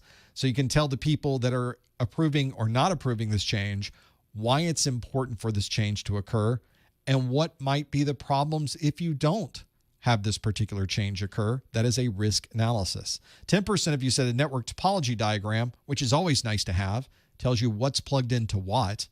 but it doesn't help you if you're trying to restart a server and understand the restart process. And a EULA, an end-user license agreement, is a contractual agreement for somebody who's using software to describe how you can use the software. Does not help you understand the process for bringing a system back up after a power outage. However, the only answer here that makes any sense is the knowledge base. That is the right answer. If you answered C, the 53% of you got that one absolutely correct. All the questions that we have gone through today come directly from the CompTIA exam objectives. If you do not have these objectives, you are doing yourself a disservice. I just got a comment on YouTube just before I got on the air, and it said I would pay to have a list of every single acronym that's covered in these exams. And I got to reply back and go, guess what? You don't have to pay. It's free. The exam objectives not only list everything you need to know for the exam, there's a comprehensive set of acronyms and what those acronyms mean in the back of every single exam objective. You can get them for free on the CompTIA website. Go to the Google machine, type in CompTIA exam objectives, or use the link on my site. Go to professormesser.com/objectives, and you can link to it from there. I do one of these study groups every month.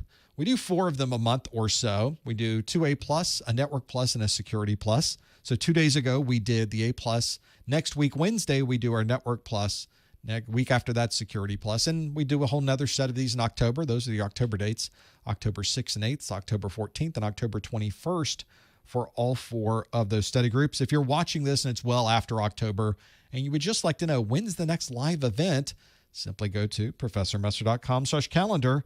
You'll be able to know exactly when the next live event is going to be. Well, the first part is over, but we've got a whole nother after show to come where instead of me asking you questions, you're going to ask me questions to have all of those things there. So stick around for that after show. Don't forget about my course notes, my new practice exams, brand new.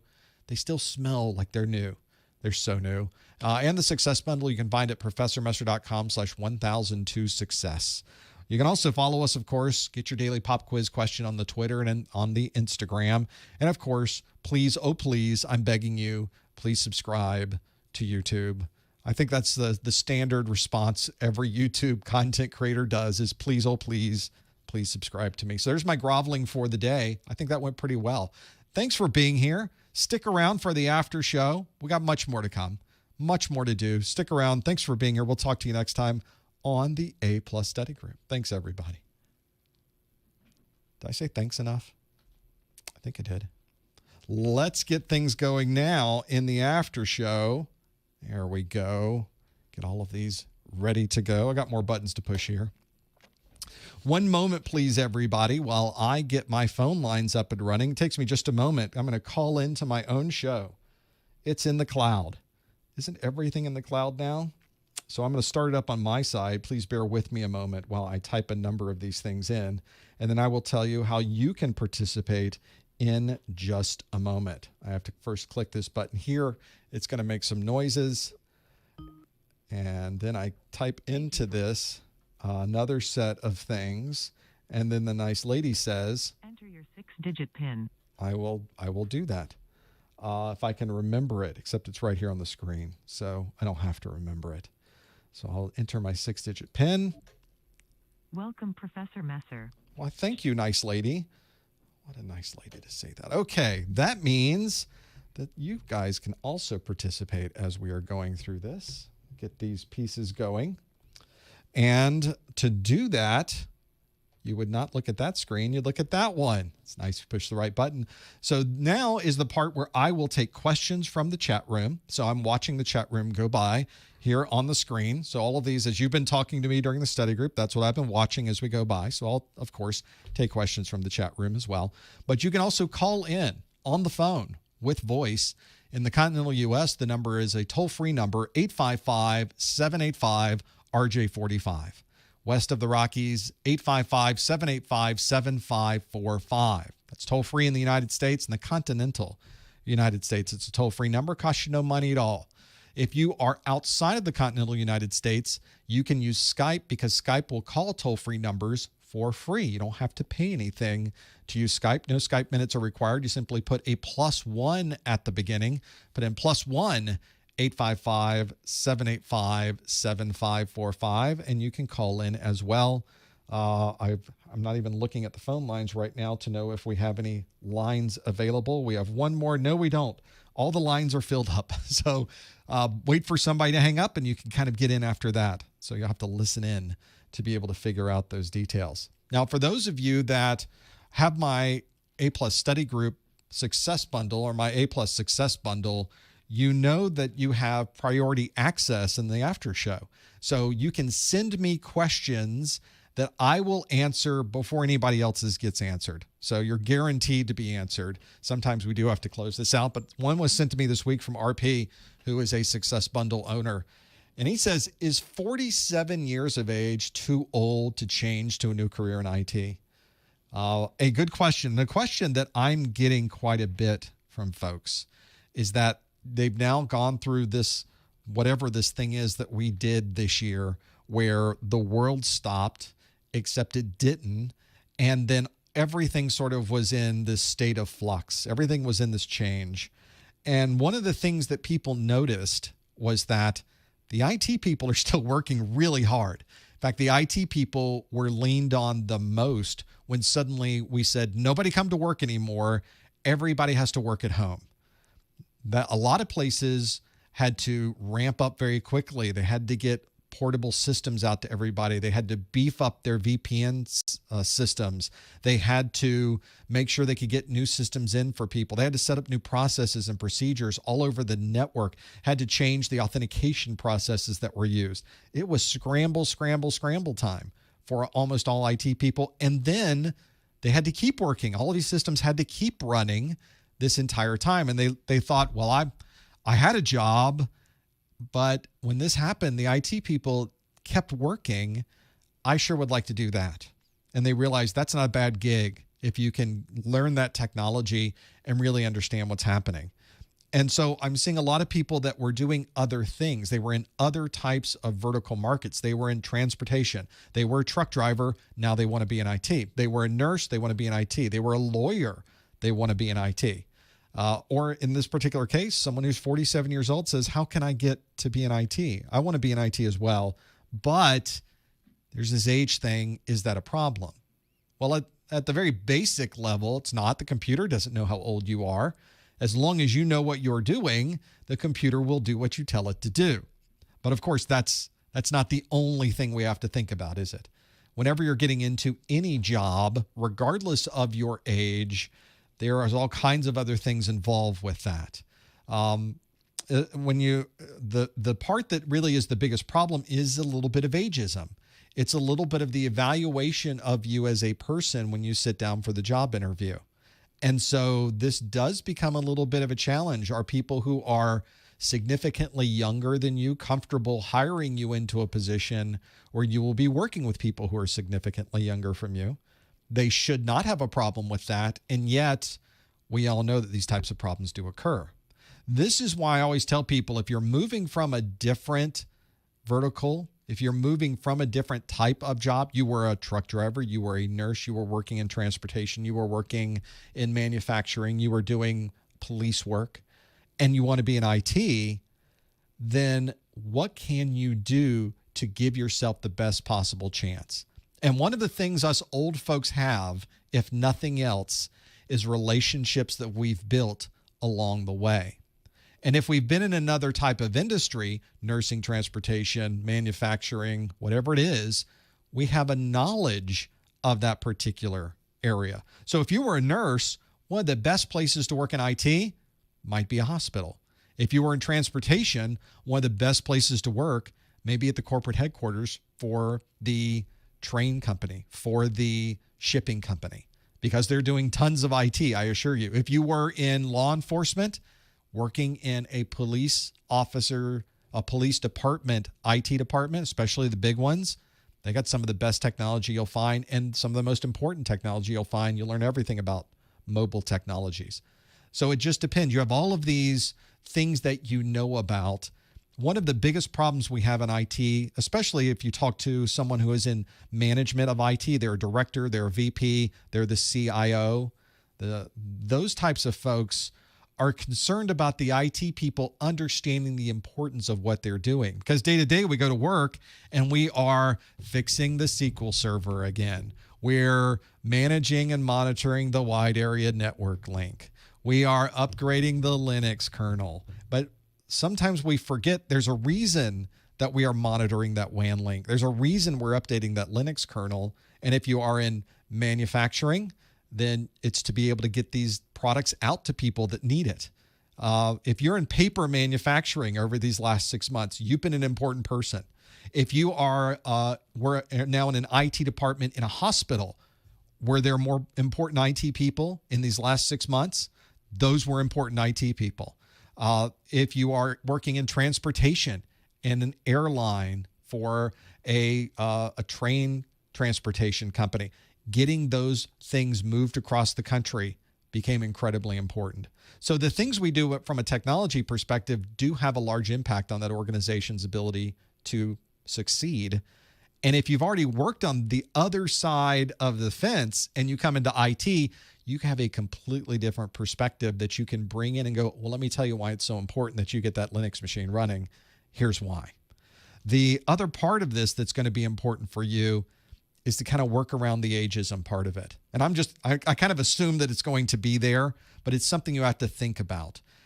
In your time that you've spent in this company, you've made relationships and you know people. And I often tell you, I did a video recently on how to get a job in IT with no experience. And I talk about you need industry certifications, you need a formal education, you need some type of experience. But that fourth element that I tell you that you need is you need to know somebody who already works there. That person doesn't even necessarily have to work in IT, but you need to know people. The term we always hear thrown around, it's not what you know, it's who you know. That's actually not exactly accurate. It really should be, it's both what you know and who you know. All of those things are very important. And it's not, and people in the chat room going, well, that's nepotism, where you're hiring your friends, you're hiring people you know, you're hiring your family, specifically in that particular case. But that's not exactly the case. Hiring people you know and that you trust makes perfect sense. Would you rather hire somebody you know their work ethic, you know the knowledge they bring to the table, you know they're not going to give up, you know they're not going to quit one day, you know they're not going to be argumentative, that they're going to be a good fit for your organization? Or do you hire a stranger off the street and just take your best guess? I will tell you that in my career, I had about 15 different jobs. And some of them were minor changes. I started as a systems engineer and moved up to a senior systems engineer. Some of them were I worked as a senior systems engineer and moved to SE management. Sometimes moved from there to a director of voice and data networking. So there were management roles thrown in there. And my very first job in the industry, I didn't know anybody who worked in that company. I don't know why they hired me to begin with, but they did. They came to a job fair at my university. They interviewed people and said, yeah, we'll hire you. And it was a grunt job, a service job, a field service technician. It was dragging printer cables and hard drives around South Florida and plugging them in and making them work. And it was, learned a lot. It was actually a fun job. I had no idea what I was doing. It was on the job training to figure out those details. Didn't know why they hired me. I guess they took a chance. They knew I was cheap. They could hire me for cheap, and they did. But I took advantage of that by learning as much as I could. But every job I had after that, so the 14 jobs I had after that, I knew somebody who worked in that company. Sometimes it was somebody I knew well. Sometimes it was somebody who was just a professional acquaintance. But I could say in the interview, oh yeah, I know Donna. I work with her a lot because I come in to service your printers. And she's my primary contact. And yeah, I met these guys. I met JD. I know these guys over here. I've worked with them. So whenever you get in those situations, you're talking to someone, oh, you know Donna. Okay. Write that down. Oh, you know JD. Yeah. You know Rich. Okay. So they wrote down, okay, he already knows half the people in the IT department. He's already been working with them. So those are valuable things to bring to the table. So you have to know where your disadvantages will be as someone who is 47 years old and trying to get into this industry, and understand where you might be running into problem areas. Those are some pretty big problem areas, but you can absolutely work around them because you're older than these other people and you're smarter than they are. They just don't know it yet. So not smarter in a brain smart way, but smarter in a world way. You are more worldly at 47 than you ever were when you started in the industry. So take advantage of that knowledge, that experience that you have, of that education of the world, and you're going to do just fine. Can you start in IT at 47? You can start in IT whatever you want. You just need to find and put together the right combination of things that will give you the best chance when you're ready to get started. Let's go to now our phone calls and see what we can get through. Let's start at the very top. Thanks for holding for so long, caller. It's the 845 area code. Hi, caller. What's your name? Where are you calling from? Hi, I'm Dan. I'm calling from New York. Hey, Dan. What can we do for you? Yeah, so I was just calling in. I've taken the 1001 and did pretty well. I think thanks in part a lot to your videos. Great. I'm taking actually the 1002 tomorrow, and I'm looking forward to that. So my question now is, after I'm getting these certifications, I'm also doing career shift. I was formerly in education, and I've been using this time to, sort of do a career shift. I was just talking about I'm you. Looking at, exactly, yeah. So, hopefully I can get something in the education field. But my question was more specifically, I watched your video as well for getting into the IT with no previous experience. And I'm just looking at my options. So, I'm definitely looking for the help desk jobs, looking to get into that. But I was wondering if you would recommend at the same time if I should also be, pursuing the Security Plus or Network Plus. I'm not really sure, what specialty, down the line I'll be looking to go into. But, should I prioritize sort of those other certifications? My preference would obviously be to find a job and get, the work experience, but was just wondering what your advice was with that.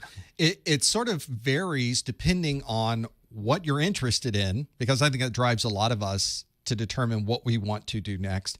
But it also is driven by what the employers are looking for. I've seen a lot of people come through my website and they've gotten their A+, then their Network Plus, then their Security Plus, then their CISA Plus, then they went to Pen Test Plus, then they did this huge bunch of things. I said, wow, you are really planning to move up the ranks of cybersecurity. And they say, well, I don't have a job. I've never done anything in IT, so I sure hope so.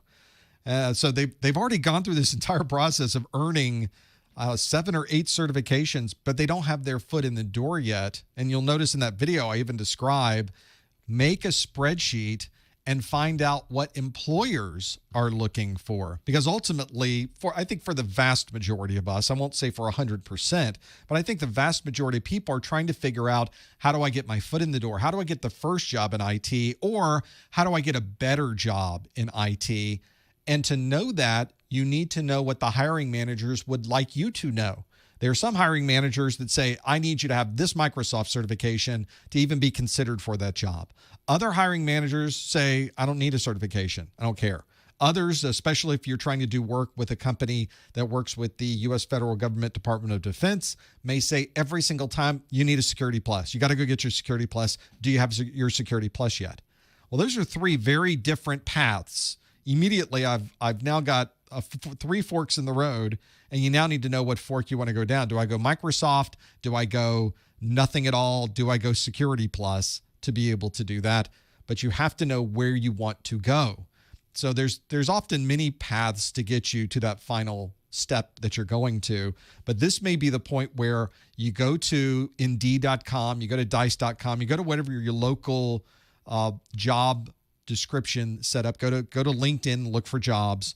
And in your particular geography, what do employers want? If you're in Washington, D.C. area, Security Plus, you'll see comes up a lot.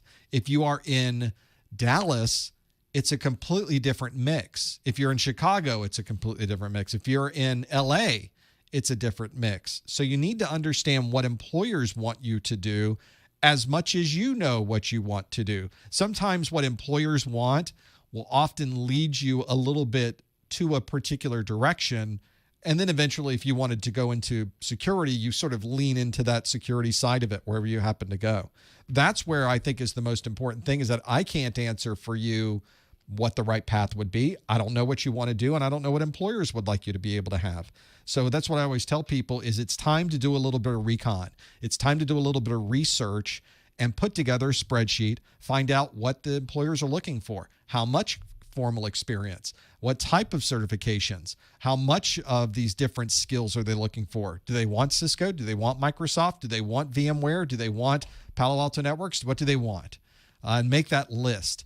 Are you going to fit every single one of those requirements? No, nobody fits 100% of a requirement that's there. But if it starts to be, yeah, this is fitting pretty well with what I am looking to do, then absolutely that's what we'll do with this. We'll go down that path. I'll send them a resume. We'll update our resume with what they're looking for, and we'll be able to go that path. So if you're trying to figure that out, I'll kind of throw it back on you and say, all right, Dan, go make a spreadsheet, figure out those details. Then we'll have a better idea of where you need to go from here. Does that make any sense? No, yeah, definitely. Yeah, it's just, it can definitely be daunting just with all the, amount of certifications that, and even with my cursory searches so far on, Indeed and things like that, just, looking at all the different, because also a lot of times it's, I know I'm going to be applying to jobs probably underqualified to what they're looking for, not necessarily meaning that they, won't accept my application. So it's just trying to figure out the posturing to put yourself, I guess, in the best light, in their eyes, and to look for that, the right fit. You've got the right idea with this. You've already planned out sort of what the scheme is. Put on a thick shell, be ready for the rejection. But you're right. Find the ones that come closest to how you fit, because you even mentioned it, that you're not going to fit 100% of their requirements. But as I tell people all the time, you should not be the one to decide whether you get that job or not. Let them decide whether you get that job or not. Put your resume in, customize it for what they're looking for. Make sure that the important parts are at the top. Send that resume to them. Let them decide if they're going to accept or reject your resume. You should not be doing that on your side.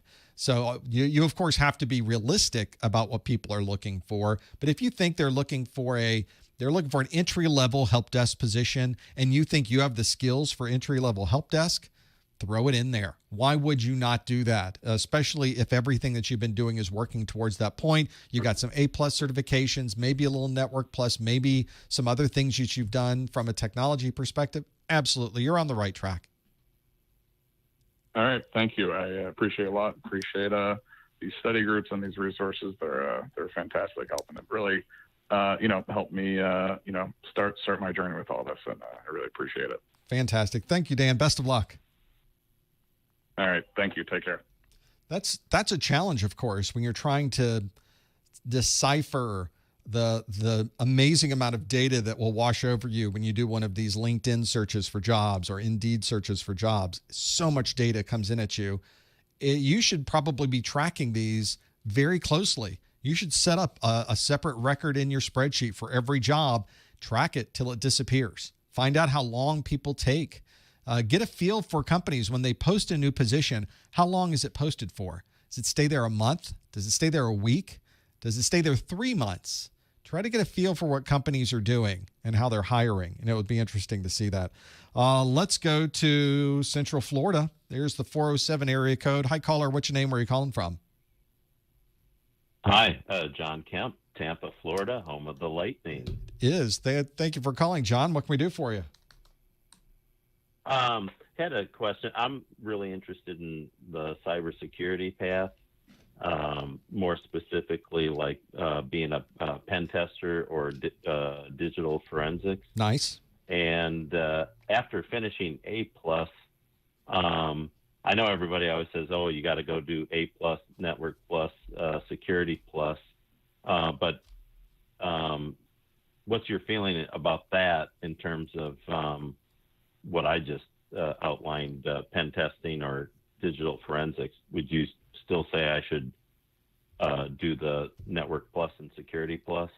There are not a lot of entry-level penetration testing and security forensics jobs out there. You'll find very, very few entry-level jobs into the particular area. You might find some entry-level jobs on the IT security side, on the cyber security side, that are maybe Security Operations Center, which is sort of the help desk for security. So a SOC, a Security Operations Center, is where you might find a number of those jobs. Or there might be a smaller company that needs somebody to get trained up in security, and they're willing to hire somebody at entry level to kind of bring them along into the security side. But there aren't a lot of entry level jobs in security, period, and even fewer that are in those niches. They're very narrow niches for penetration testing, forensics, and those types of roles within IT security. So what people will tend to do is, like you said, they'll get the trio, they'll get the A+ Network Plus Security Plus, and from there get the help desk position and then move into security at a later time. Everybody has a different path to get there, but I will tell you from someone who's been in that IT cybersecurity world, there is a huge emphasis in operating systems and networking. That is a core piece, and probably networking has a even higher priority than the operating system piece. Although once you eventually get into things like pen testing and forensics, operating system tends to become extremely important in those. But from an IT security perspective, for somebody who's just working in an IT security department that is not a penetration tester, they're not doing forensics. They're just trying to keep the firewall up and running with the latest rules. They've got a SIM that is set up that is collecting log files from everywhere, and they're just trying to consolidate and view reports of their security posture. They're trying to keep all the antivirus and anti-malware up to date. They're dealing with places where they have had some type of security breach or security issue and deal with that. They've had to make sure the VPNs all stay up and running, not just the client-based VPNs that are being used by your employees, but site-to-site VPNs that are going out to partners and making sure that all the communication across those is secure. That's just a handful of things that an IT security department has to deal with every single day. But to just get to that point, you need to be an expert in networking, not just somebody who understands how to set up a switch and a router, but you really have a detailed understanding at the packet level of what's going on the network. You need to understand how these routing protocols operate. What is happening when somebody is using that particular IP address on that subnet to communicate out? How does this multicast process work within our organization, if that's something you're using? How do you implement QoS on top of all of those? And then how do I manage the applications through our next generation firewall to allow or disallow traffic through those? That is almost everything I mentioned there is kind of a network question with a little bit of security layered on top of it. Once you get to that point, then you can think about, now how do I attack these systems? How do I become that penetration testing guru? I'm going to need to know about vulnerabilities, how to take and identify how I can exploit those vulnerabilities, understand more about how these applications and operating systems are working with those applications, getting a better feel for how I am able to move from system to system once I get there. There's where that networking piece comes in. All of those are key skills for somebody who is doing the attacking. They're the penetration tester. So knowing networking and operating systems is going to be a core piece of what you're going to need to know. Similarly, for somebody doing forensics, where you've got a hard drive, how do I get the data off that drive? That's going to be another piece of it as well. That's kind of a different piece. It goes in another place. There's another set of skills you have to know. None of those skills are entry-level skills. Every single one of those skills is one where you need experience doing it. So I try to couch people who are looking and they say, I really like the idea of doing penetration testing. I kind of make sure they're aware first, there are many, many, many, many more jobs available on the IT cybersecurity side than there are in pen testing. You might want to start there first just so you can get your foot in the door and then work towards pen testing. I have met with people, though, that got an entry-level pen testing job. They do exist. They are remarkably rare unicorns in the industry, but you might be able to find them when they are there. It might take a little more research. You might have to know somebody. Making those relationships and knowing people in the industry are important. And being able to have the knowledge it takes to be able to make that happen is important as well. Pen testing is not quite as step one run Metasploit. Step 2, run Nmap. Step 3, you're in. It doesn't work quite that way. You really have to be able to work dynamically and have a knowledge of what you're seeing and be able to react to that. So that's why I tell people, make sure that you've got the expertise before you start reaching towards those goals. Make sure you reach towards some entry-level goals before you get to that point, and I think you'll do fine. If you're planning to get there, if you mentioned working towards A+, that's a great place to go. The place I would say go next, get as much networking knowledge as you can. Get as much Network Plus or CCNA type knowledge as you can. Understand switching, understand routing, understand dynamic routing protocols, understand how OSPF works, understand how spanning tree operates, understand how all of the TCP and UDP ports and how they are operating across the network interoperate with the operating systems themselves. That's what you're going to need to know if you ever get to a point where you want to do pen testing, John. Related to that, I noticed I was looking at various job websites, and because I thought, okay, maybe I would after I do A+, Network Plus, and Security Plus, people at the test center I've been going to, they said, oh, well, do CISA, and then I tried to see how many people employers wanted that, right? And I haven't found anybody that wanted that. And I was like, okay, they must be brand new in doing these cybersecurity certifications that pertain strictly to like that CISA. I don't know how long that's been around, but maybe it's brand new, or maybe it's been around 5 years. But I haven't found an employer that actually said, yeah, that's the one we want. They were saying stuff like they wanted OSCP or GPEN or GPXN or OSCE. Yeah, I think what you're... Any thoughts on that? Or? Yeah, what you're saying, the ones you just mentioned, all of those other certifications you just mentioned are really pen testing type certifications for people who are in that particular role and need to show people that they know what they're doing from a penetration testing perspective. And even CompTIA has Pen Test Plus that sort of fits into that role as well. CISA, the cybersecurity systems engineering type certification, is kind of the step up from Security Plus. It's kind of your next logical level, probably is best compared to something like Certified Ethical Hacker, if you want to really compare anything to CEH. And I mentioned in the past why I don't recommend anybody taking CEH, but that was more of a broader question. If I had to take something along those lines, it probably would be CISA. I like the exam objectives on the CISA Plus. I think that's a very good set of skills and knowledge for a person to have.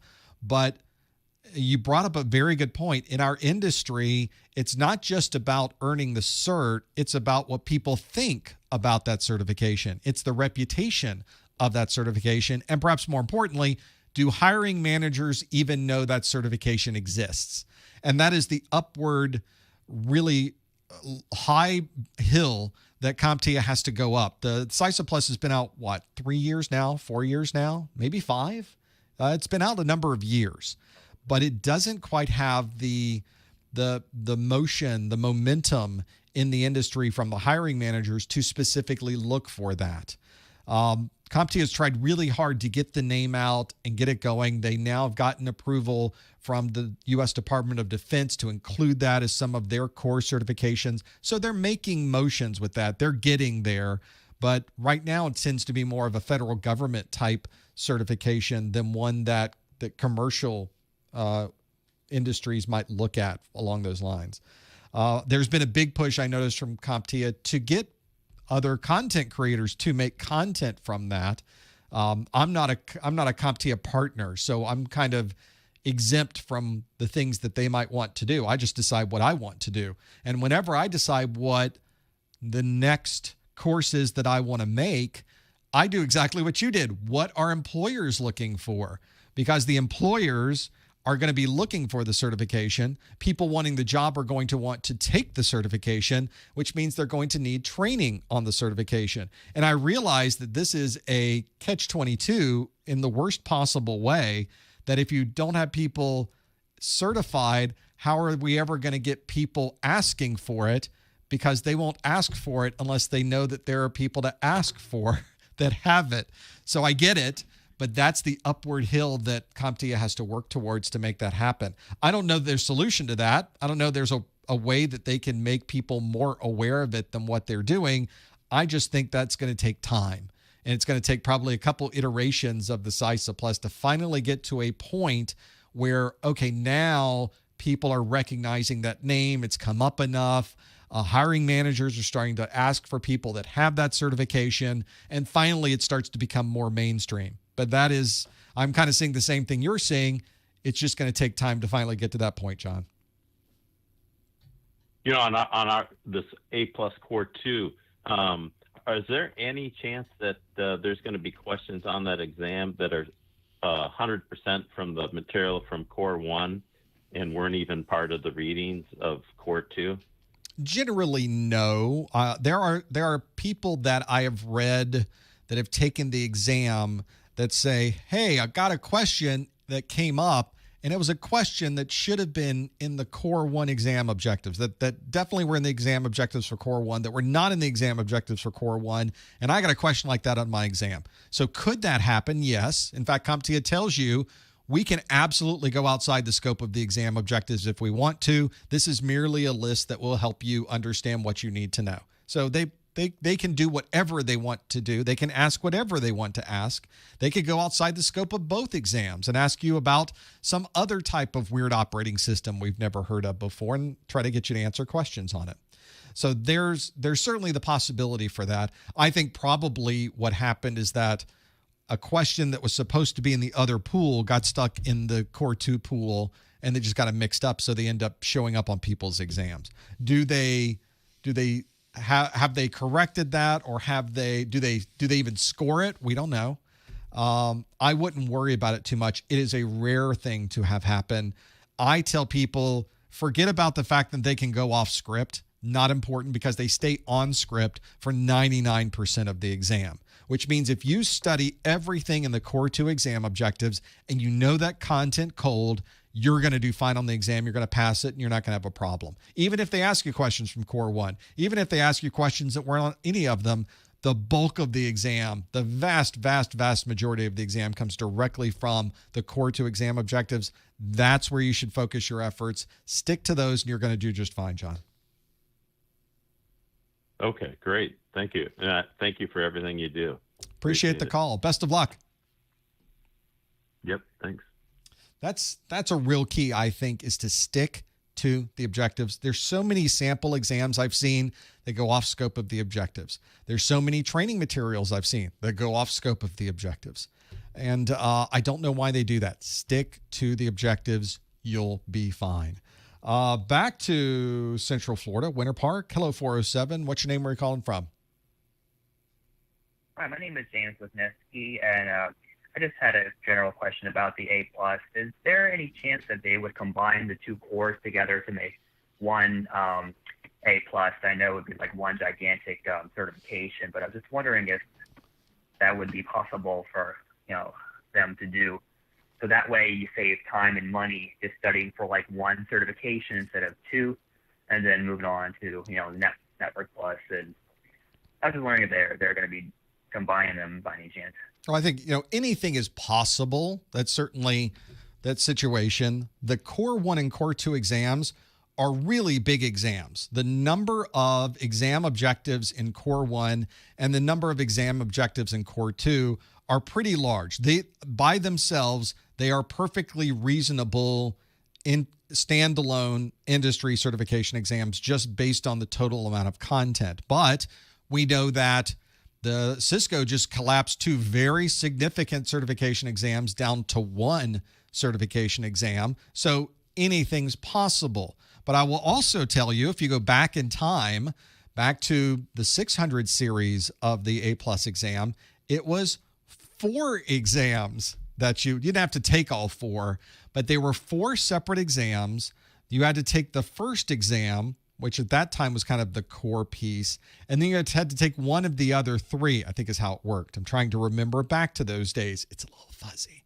But I think that's how it worked. It used to be 4 separate exams.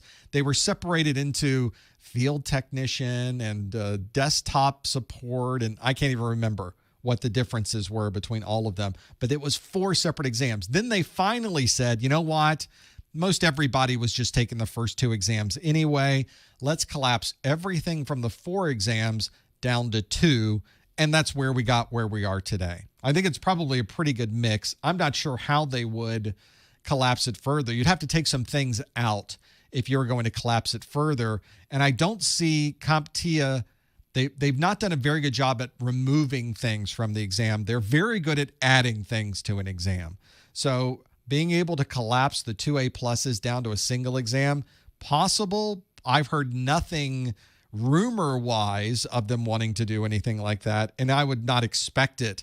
But of course, the next update for this is in years from now. So in a couple years, check back and maybe they'll have decided to do something else. We never know what's coming down the line. So anything is possible. But for the time being, we got the 2 exams we would have to take. Right. Thank you. Okay. So yeah. I noticed that they switched some things around from time to time over the years. Like some things that were in Core 1 are now in Core 2 and vice versa. But I recently went for my Core 1 in August and I didn't get it. So now I'm studying for the Core 2 because I nearly got that one a few years ago in like 2016. So, and I just noticed, your Core 2 book just came out. So I want to get that. However, is there any way I can get both the digital version and the physical copy for the same price? Well, the physical version is, you'll notice for people that are on my site that are trying to decide before digital and physical, that there is a pretty significant difference in the price between those two because it's just so expensive to print a book and have that book shipped out. So the difference in price between the digital and physical, not much of it is overhead or profit on the physical side. It's kind of a pass-through that I do so that at least some people who really, really, really want a physical book, I can give it to them basically at cost, but at least there's an option there. I realize a lot of people like to have the physical book. So if you want my course notes, it's a physical course notes book. It's exactly the same as the digital, but some people like to have that nice bound color book to be able to work through, and I get it. I just didn't want to raise the price so high that it was difficult for anybody to work with. So if you buy the physical, you also get the digital for free, but there is that extra cost associated with it, and I just can't get around that. It's just so expensive to print a book. Yeah. I went on here. I just noticed that you only have the digital version on here. I don't see the physical one yet, but I guess that will come later. But okay, I think the digital is actually better anyway. So. Got it. I'm going to be adding the physical one to that page because I was able to do the digital first because obviously I have my hands on the digital. I just got in the physical. I wanted to look through the book, make sure it was okay before, because all these are printed on demand. I have a company I work with that they print everything as you buy. So when you buy a physical book, it's printed for you. I don't have a bunch of books that are sitting in inventory. So I send them that order and say, print this up and send this off to this person at this address. And then they build it, they print it just for them and send it out. So I had to do the same thing for me. I said, okay, send me a copy so I can see what this looks like. And I just got it. It looked fantastic. So my next step is to add that to the website so that people can get a physical version of it as well. Okay. Well, thank you so much for that. That's about all. And you have a great day. Thanks. Best of luck with your A+ exams. That's always good, of course, to think about as you're going through your exams. And that was a good point of that, is that he was working on his 1002 to get certified on first and then going back and doing the 1001. You can do them in any order. Doesn't matter. So think about which one you want to do first and which one you want to do second. The only important thing is that you finish both of them before the series is retired. And we're expecting the series to be retired for A+. What was the day? Was it July of 2022?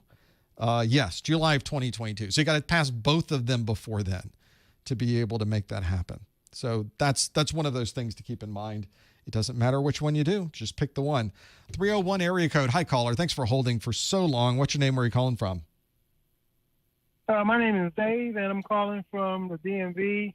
Alexandria, Virginia, and I wanted to know if, I had purchased the 1002 course notes a couple of months ago, and I want to get the exam questions for the 1002. Can I get that at the $40 price point, or do I have to just pay the $25? How would that work? Oh, Would I no, get the let's discount? Yeah, let's give you the frequent buyer discount, Dave, because that doesn't make sense. If you didn't even have the choice a couple of months ago to get the combo. So if you are somebody who did prior to this week, you had purchased one of those and you want to be able to add on the practice exams, just let me know. Go to the top of the website to the contact us link. Send me a note. Say, oh, it's Dave from I called you on the study group. And I will give you a coupon that you can apply towards it that will bring it down to the discounted price. Absolutely. Oh, okay. And the other thing, I just wanted to make a comment because I know some people that are getting into IT entry level that are their first time. But I knew a guy that he had like all three. He had network, he had A plus, network plus, security plus, and couldn't get a job anywhere because he didn't have the experience. And so I told him to go and get with a nonprofit, which I had worked with, and he was able to do that, work with them for a while. And when he went on interviews, he told them that he worked with a nonprofit, and they did a reference call, and he got the job. Nice. And he didn't take any time. Nice. It's interesting where I think people will find where to get experience from. And I think working with nonprofits is great because they love to have people come in and volunteer. It's a great place to learn because they've got the same computers and operating systems that everyone else has. They desperately need the help to be able to have somebody work with that. But he actually was able to take advantage of two of those different elements that I talked about in that video of getting a job in IT with no experience. He was able to get some practical experience from this nonprofit, but he was able to work with that nonprofit because he knew you. And that was that. When I tell people it's not necessarily, not the only thing is not what you know, but also who you know. That's a really good example of this that ultimately led to him getting a job with a full-time job in IT, which I think is a fantastic story, Dave. Yep, it works. It works. Keep doing it. It's the potential's there. You just got to make it happen. I appreciate it, Dave. Thank you for calling. Thank you for your support in the past. And send me that note. I'll be looking for it. Thank you, Professor Messer, for all the hard work you've been doing, supplying all these tools for us techs. And it definitely helps out on the job. And just keep doing what you're doing. Thanks a lot. Thank you, sir. I absolutely will. I appreciate that. This is one of those things where there's so, as I mentioned, there's so many paths to get to where you want to go. In this case, this is someone who got the nonprofit, maybe even a volunteer job to get the experience because he knew somebody who had worked with the nonprofit before. So they're stepping stones. They are just take a step up, then another step up, then another step up. Eventually, you get to a point in IT where you look back down the hill and you're way up the hill already. That's exactly how it works. You don't usually start at the top. You're usually starting at the bottom and working your way up. Just keep stepping up the steps. Occasionally, you will stumble a little bit. I've had my fair share of that. Just keep stepping. Just keep going up and going up and going up. Back to the phones, 818 area code. Thank you for holding for so long. What's your name? Where are you calling from? Hi, Professor Mercer. Can you hear me? Yes. Hi, my name is Sean Murray. I've been doing your 1001 Core 1 videos as well, and been going through your Core 2. I took my, after selling my Core 1 twice, and I took a couple of your different study groups, I finally passed my Core 1 with a 701. Nice. Right. So you studied exactly the right amount. I want to say thank you. Well, no, that was my 1001. Oh, it's 1001. 675. So I was 16 points. Excellent. Yeah, so I was proud of myself just because it took 3 times. So I'm hoping I can when I take my Core 2 this Sunday that I can pass the first time. You got the whole plan now. You know how it works. I do, yeah. I got the questions. I missed only 2 of your questions today. So Nice. And I'm taking some more practice tests, finishing your video. So my question is, kind of listen to everyone else. I mean, they kind of asked the questions because my question was going to be, what's the best once I get my A+, what's the best way to? I've been applying right now. I've been updating my resume. I'm looking for like entry level. I'm okay with because I did retail for 7 years. I worked at Best Buy for about 5 of those years. I was the Samsung home theater expert, and you did a lot of technology. You had to I fixed actually some more point of service systems. Even though they're PEC, it's Best Buy's system is server based, Right. so their internet can be not so great. So my question, I guess, is what PBQs do you kind of see other than command-based prompt ones? Do you I know you can't say exactly because of NDAs, but what examples, I guess, can you give of PBQs that you might see? Well, I wrote some down, and one of the benefits I have, I have not signed a candidate agreement, but I've also not taken the 1002 exam specifically so that I could talk about the 1002 exam. So I'm sort of talking vicariously about the exam through the experiences of others who, for whatever reason, did not follow those instructions on their candidate agreement. But it sort of works around some of those legalities. But what I did, and this was sort of along the lines of the book I created, the one thing I can't put in a book of practice exams is some practical how you would do a performance-based question at a Windows prompt. You're in the Windows desktop, how you would make that happen.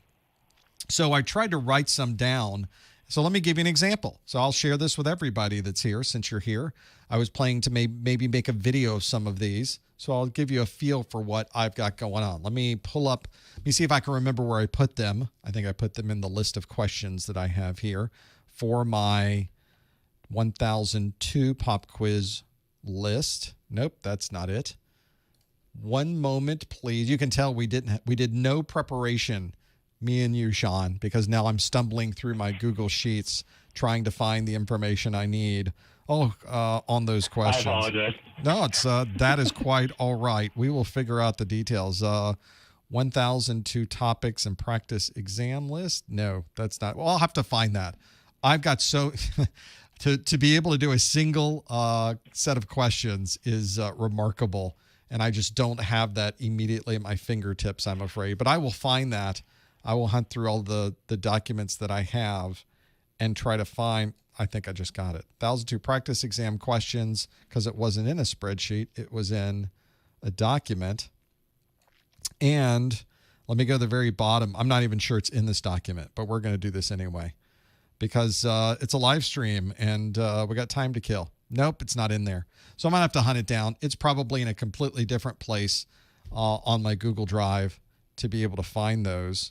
I think I just got it. So here are some ideas of things you can do in Windows to help you become a little more familiar from a performance-based question perspective. So there's a number of things and this really probably is more for the 1001, but it's also part of the 1002 in a very major way, is being able to solve problems in safe mode at a command prompt, at the recovery prompt. So things like being able to run all of the commands to be able to fix the partitioning has been messed up. You had Linux on a machine, you remove Linux, you lost your boot partition. Now you need to rebuild the boot partition. And the only way to do that is to boot into your recovery mode and be able to work at the command line. What do you type in at the command line to make that happen? So I've got a video on that already as part of the course, but I think that's a really good performance-based question. You start your computer, it can't find Windows, what do you do? And I think that's another good one to go through. Another one, this is part of the exam objectives. This one probably would not be a performance-based question, but I think it would make a good one if they were to do it. One of the things you have to know in the exam objectives is how do you rebuild a Windows profile? And so this is in section 3.1 of the exam objectives under my video for troubleshooting solutions, where I described the rebuilding of a Windows profile. But wouldn't it be great if they brought up a screen that said, okay, now rebuild it? What's the steps you go through to do that? And they go into the registry, you copy off the user files somewhere else, you do all the things they tell you to do, and then you restart the machine and see if it was actually able to rebuild the profile. I think that would be a pretty good performance-based question. Another one might be when your system starts up, there's a service that causes the system to slow down and practically hang. Now we need to disable that service so that it does not start when your system starts up. How do you do that? And now you have to figure out, do I do that from the recovery console and stop the service there? Do I do it from inside of Windows? Maybe you need to know both ways to do it. I think that would be a very good performance-based question. Another good one, if we want to move over to the networking side, is you started up a computer. It's got some problem. The network administrator calls and says, this system is connecting to the switch with the wrong duplex setting.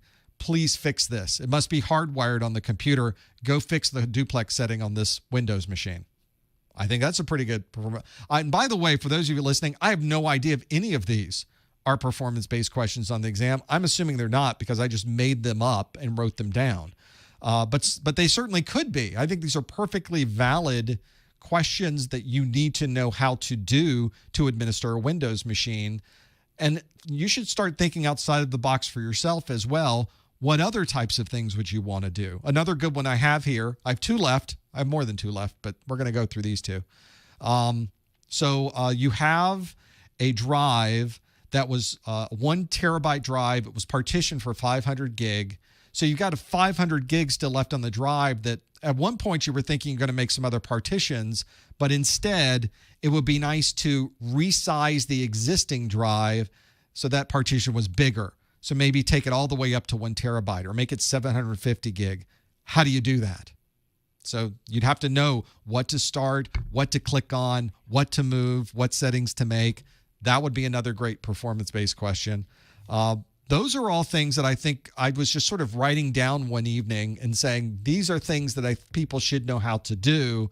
It would be great if somebody could step through those processes to make that happen. So that's just sort of a little bit of insight from what's in my brain.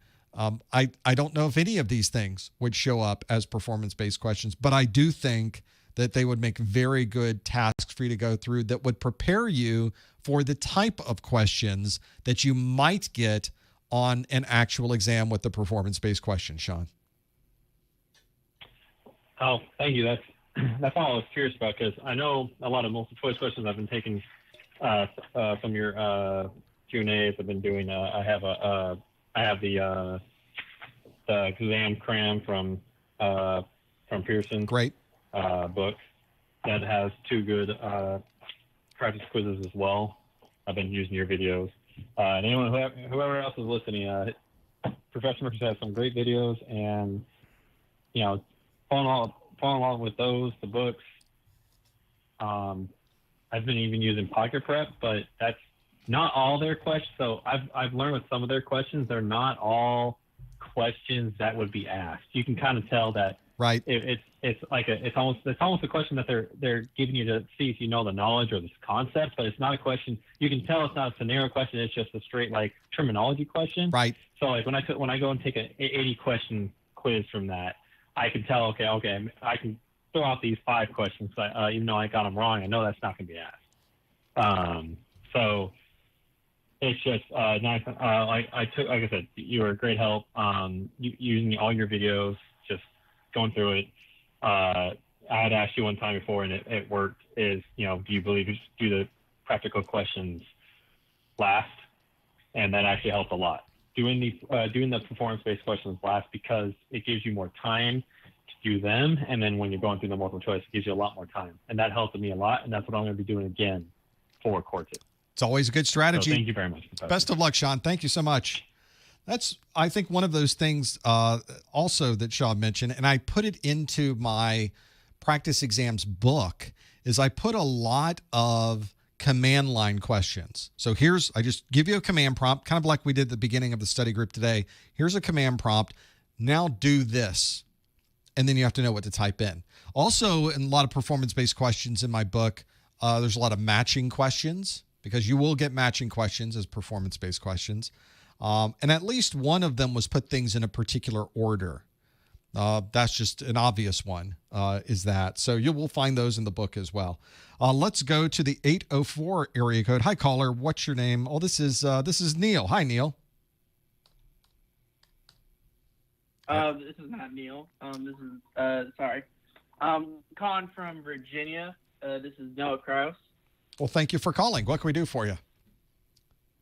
I just wanted to say I passed my Security Plus in August, and I passed my retake in my Core 2 for my A+, so I'm A+ in Security Certified, and I want to say that it was all because of you.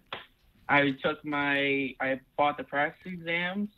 I even tried to message you for my Core 2, but I found a replacement. Sorry. I was writing as fast as I could, but I'm so glad you passed the exams. I'm not, and by the way, I did the easy part. You're the one who actually had to take the exam, so congratulations on those. Yeah, I passed my. It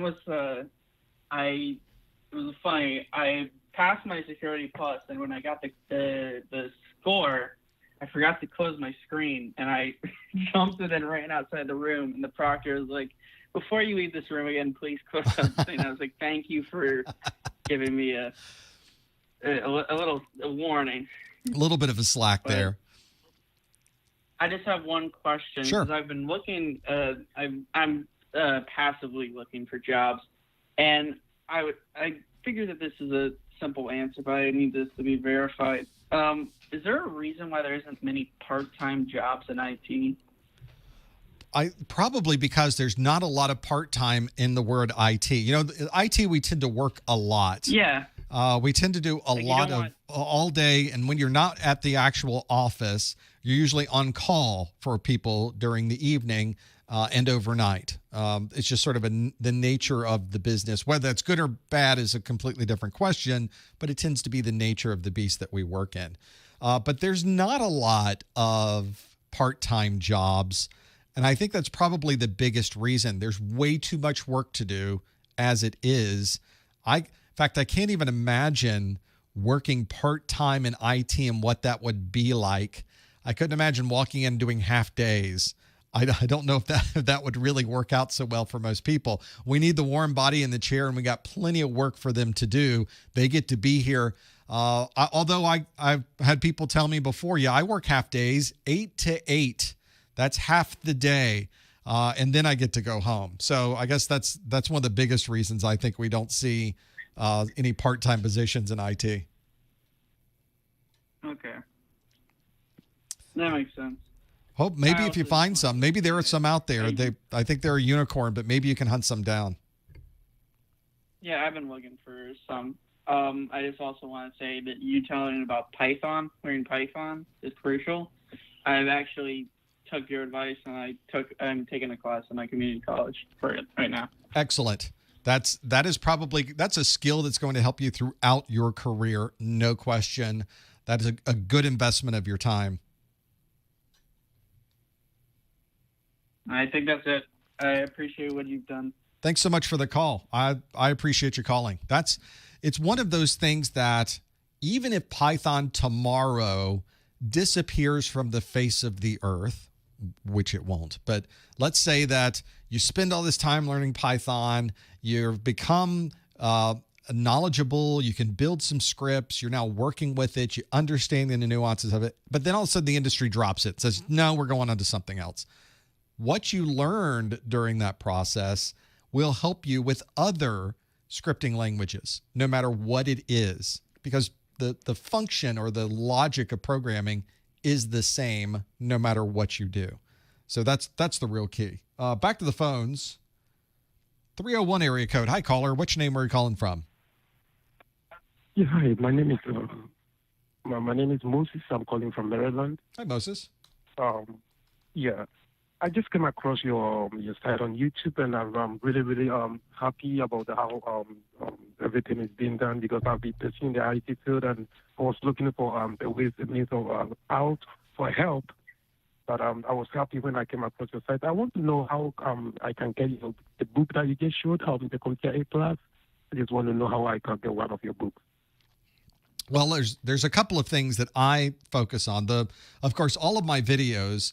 This is sort of something we do here. This is what when I planned this and put together this crazy experiment. The experiment was that all of my videos are available for free to everybody on the internet. You could stream them from everywhere, wherever you happen to be. There's no registration. There's no paywall. You just go online and you can watch them and learn everything you need to learn to earn a certification from the videos. What I don't do, I don't have textbooks.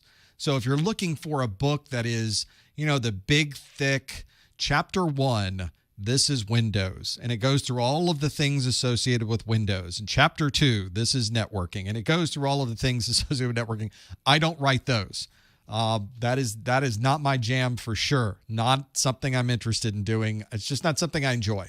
Not saying I would never create a textbook type book, but not really where I want to spend my time. And life is short. So instead, the books that I do have are things to add on to what you're currently doing. So I tell people, when you're watching my videos, take as many notes as you can.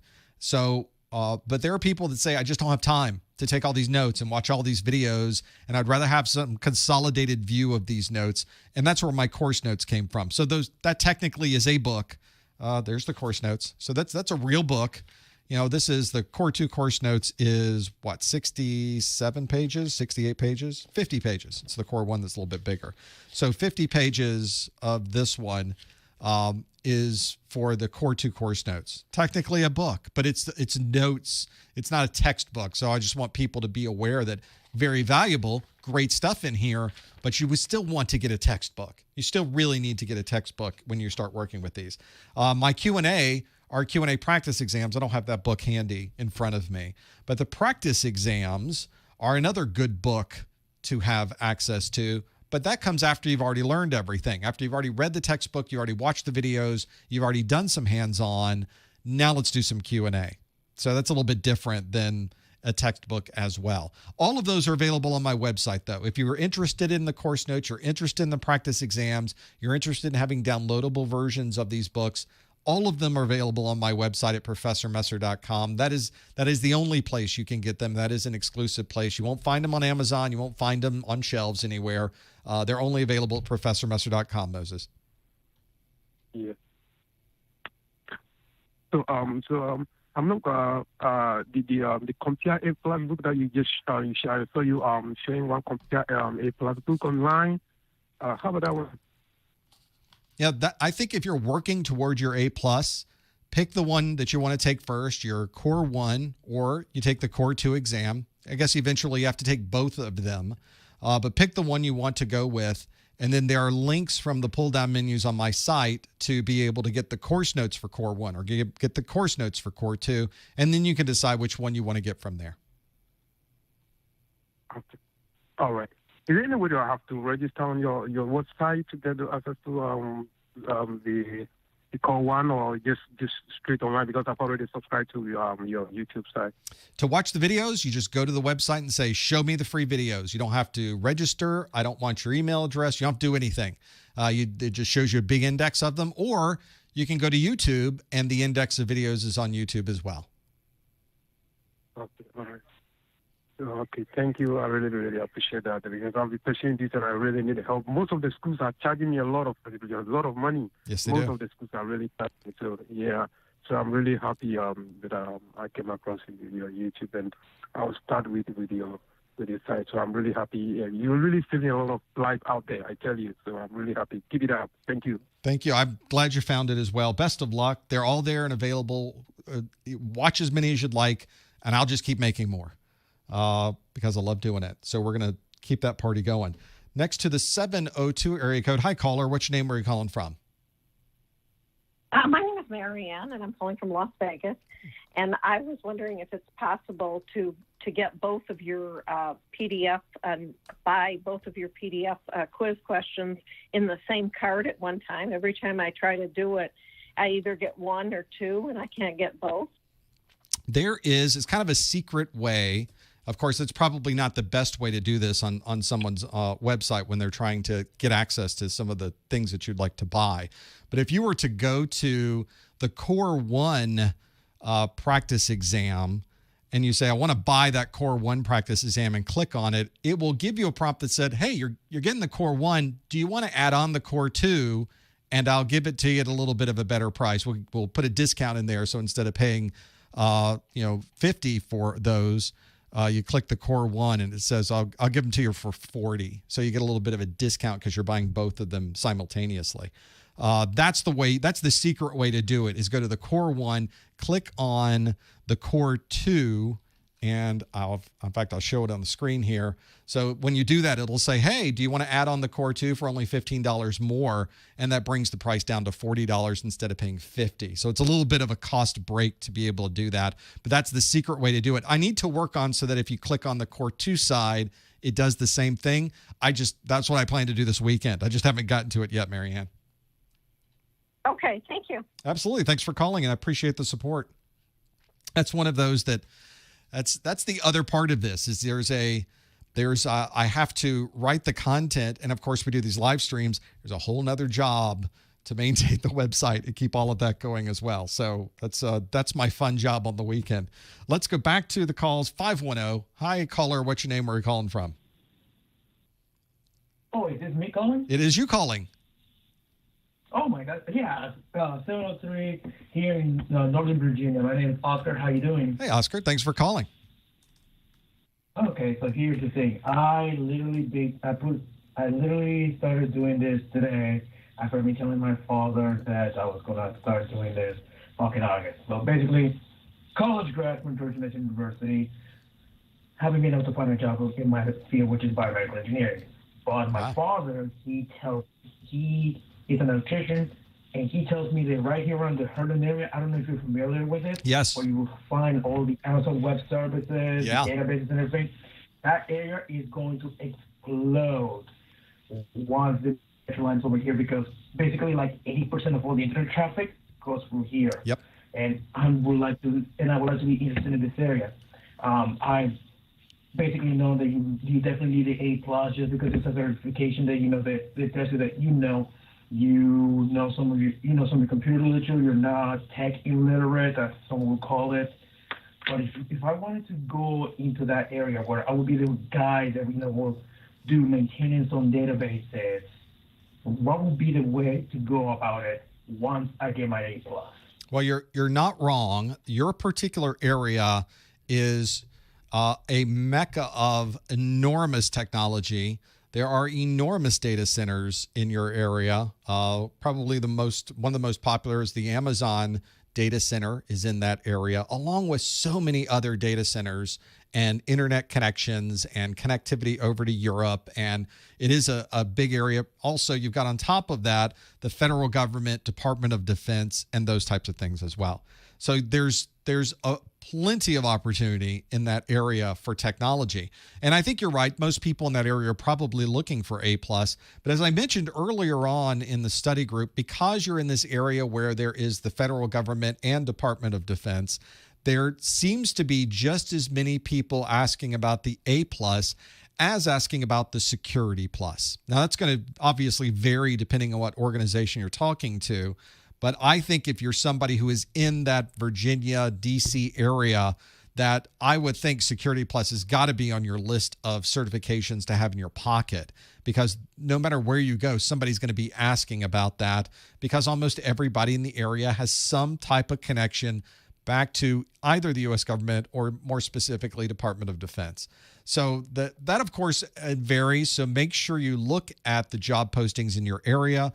Make that spreadsheet of all of the different organizations near you, where they are, what they're looking for, and see if you can start to see any similarities in there. You may find that everybody in your area wants a particular a Microsoft Azure certification that you had no idea that was so popular. That may be the one you go after, but you don't know unless you start doing the recon. I saw that one, but I saw the Amazon Web Services one, AWS, I think that's what they call it, But again, going back to the question, if I wanted to work more into databases, I also saw MySQL, I think that's how you call it. Yep. I don't know if that's one you're familiar with as well, but sure. As again, if I want to be the guy that just, goes in, replaces one server within another, besides A+, definitely Security Plus, definitely. I've seen that one a lot. But outside of that, though, anything else I should probably do.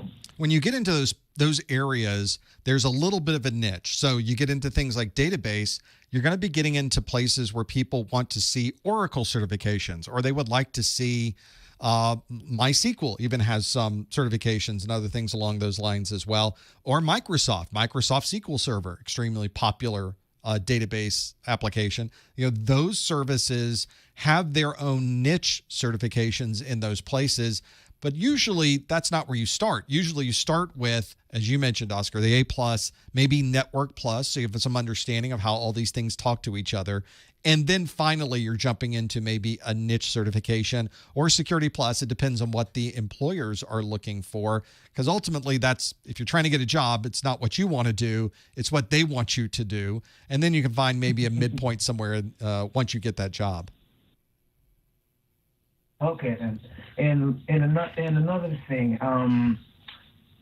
if I wanted to start getting into the job, first of all, somebody needs to be willing to hire me. It's like I hate this catch-22 that you never to get hired, you need to get experience, but not to get experience. I don't know also, but all this catch-22, you need to have a job for it and before. Besides working with a nonprofit, something like work. I don't know if you're familiar with the micro centers. That particular place. Sure. Places where you might have experience with it would be one to apply for. For example, like that's a place that I've been applying to work just because I come from Lowe's, and the micro center I've been applying to that store for since 2005.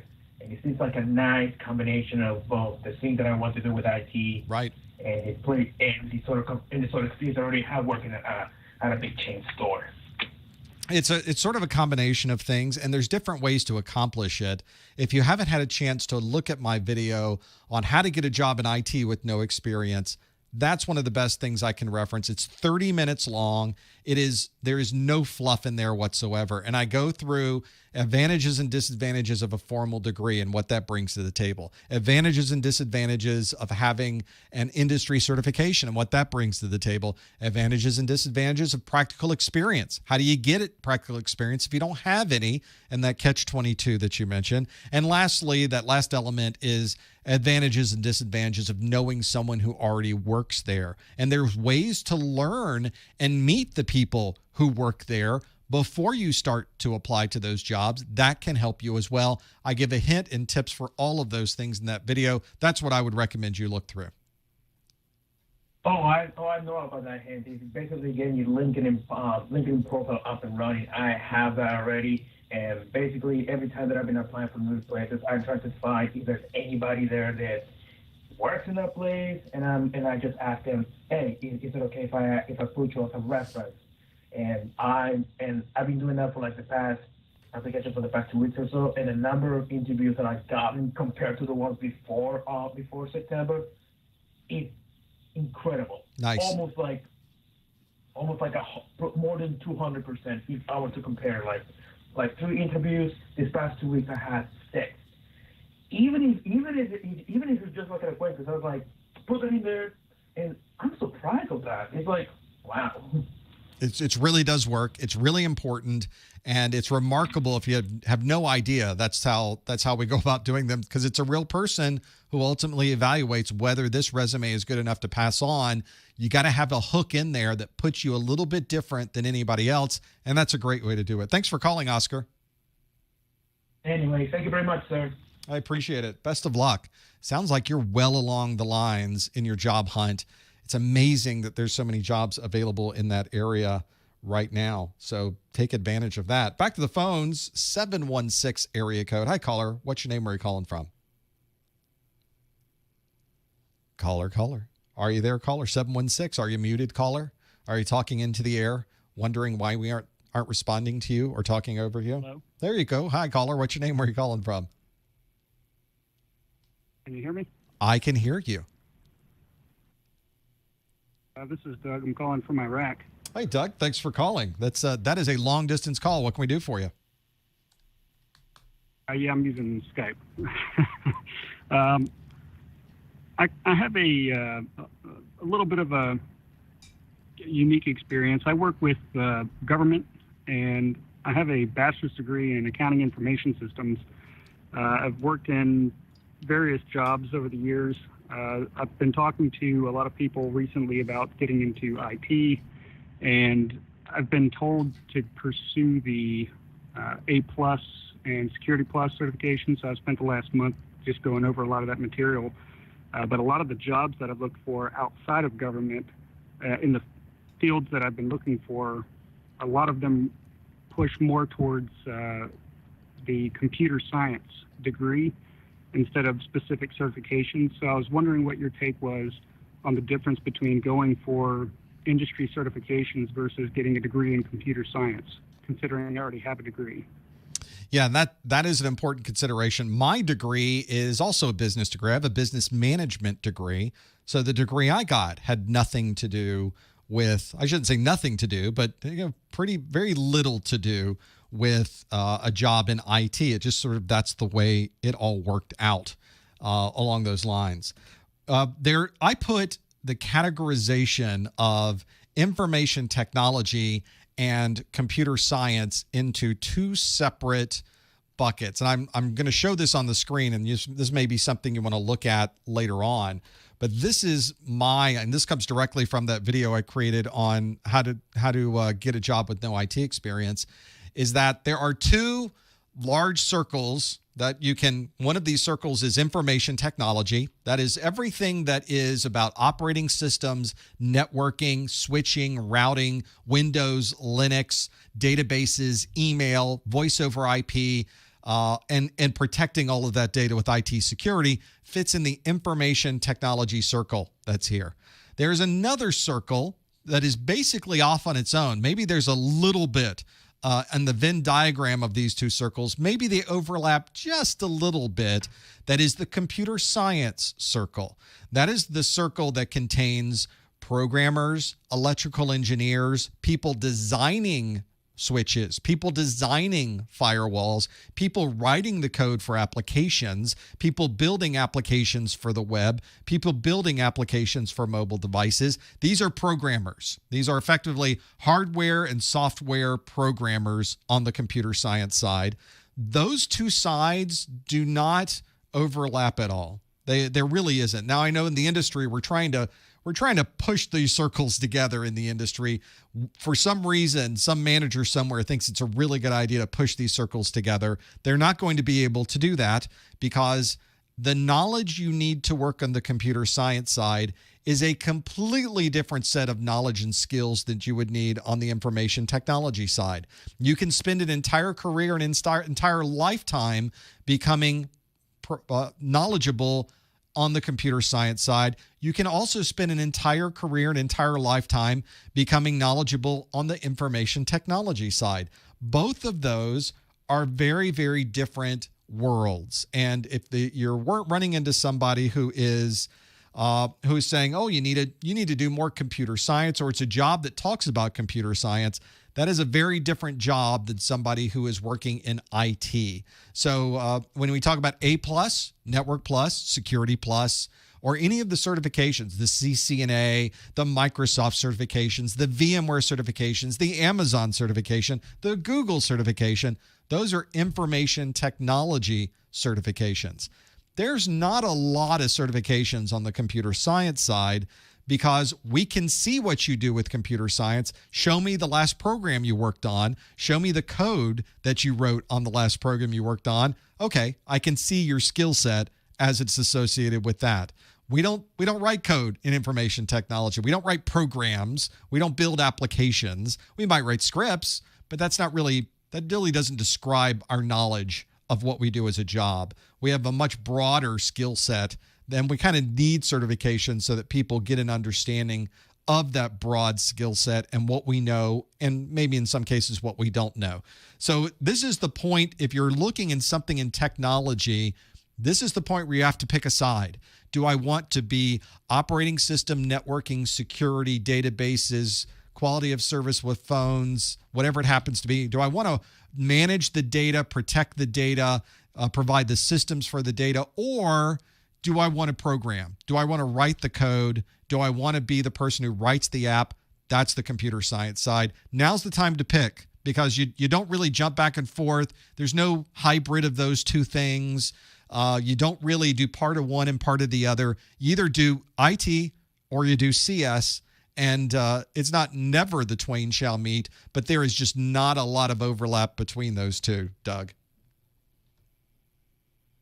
Okay. I'd say the biggest thing for me is I already have experience with database management, working with ERP systems. I've worked with great. SAP. I've worked with Microsoft Dynamics. I've worked with Oracle. On the database side, I've helped create databases from the ground up and configure them. So I understand database, but I don't have a lot of. I have very little experience with coding.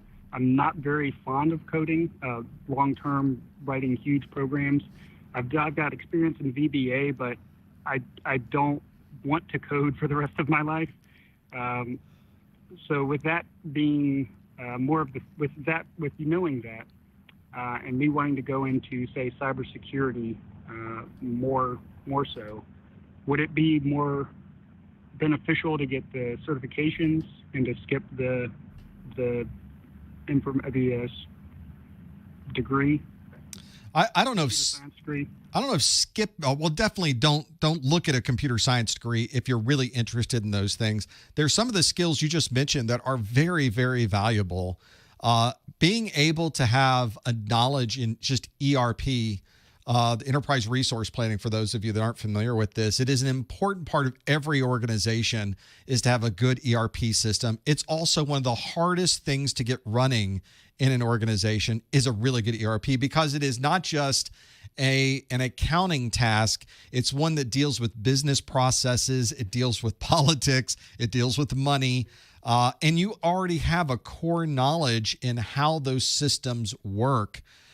You could talk to a company that makes ERP software and be a valuable systems engineer at an organization like that. Now, it sounds like what you want to do is maybe even more on the security side, but of course, ERP, accounting, and companies that need to secure those systems need security professionals as well. So that is all information technology. If you wanted to get into that area and you really want to get a formal degree in that particular area, don't look for necessarily for universities or colleges that have computer science degrees. Look for the universities or colleges that have information technology degrees. These are different degrees. It's a different approach. There's no programming classes. You don't have to learn the C++, because as you were talking about, I don't want to program. I don't want to have to know C++. I don't want to have to do VBA. I'm nodding my head, me either. I do not want to have to do that either. And if you work in IT, you don't do programming. There's no reason for that. We got programmers to do that. In IT, we got other things to take care of. So I would look around. It's hard to find, or it's more difficult to find a university or college that has an emphasis in IT. There are some that do. And they do a very good job at it. Almost every college will have a computer science degree. I think it's an easier one for people in academia to wrap their heads around. Oh, it's programming, and we're designing, and it's computers, and it's complex math, and you have to know physics, and we have to do programming. That is college and education, like, to a T. They can handle that, but they don't necessarily broadly have a good grasp of what IT is, which is still surprising to me considering how long we've been doing IT as people's careers. And I don't know if they look at it differently, if they consider it not as academic, because I guess in some ways they're right, but it's a different set of skills with different things that you need to know. But there are universities and colleges that do have great IT programs. I would recommend keep looking around, keep trying to find those. You will find some that have very good IT degrees. That's the emphasis you should go with. You already have a very good foundation to work from. You already have a good knowledge set with the skills you know on the finance and accounting side. Why not take advantage of those, build on those, and IT sounds like a perfect fit. All right. With that, do you recommend me going ahead and pursuing the A+ and cybersecurity plus, or do I just go straight for the information technology degree?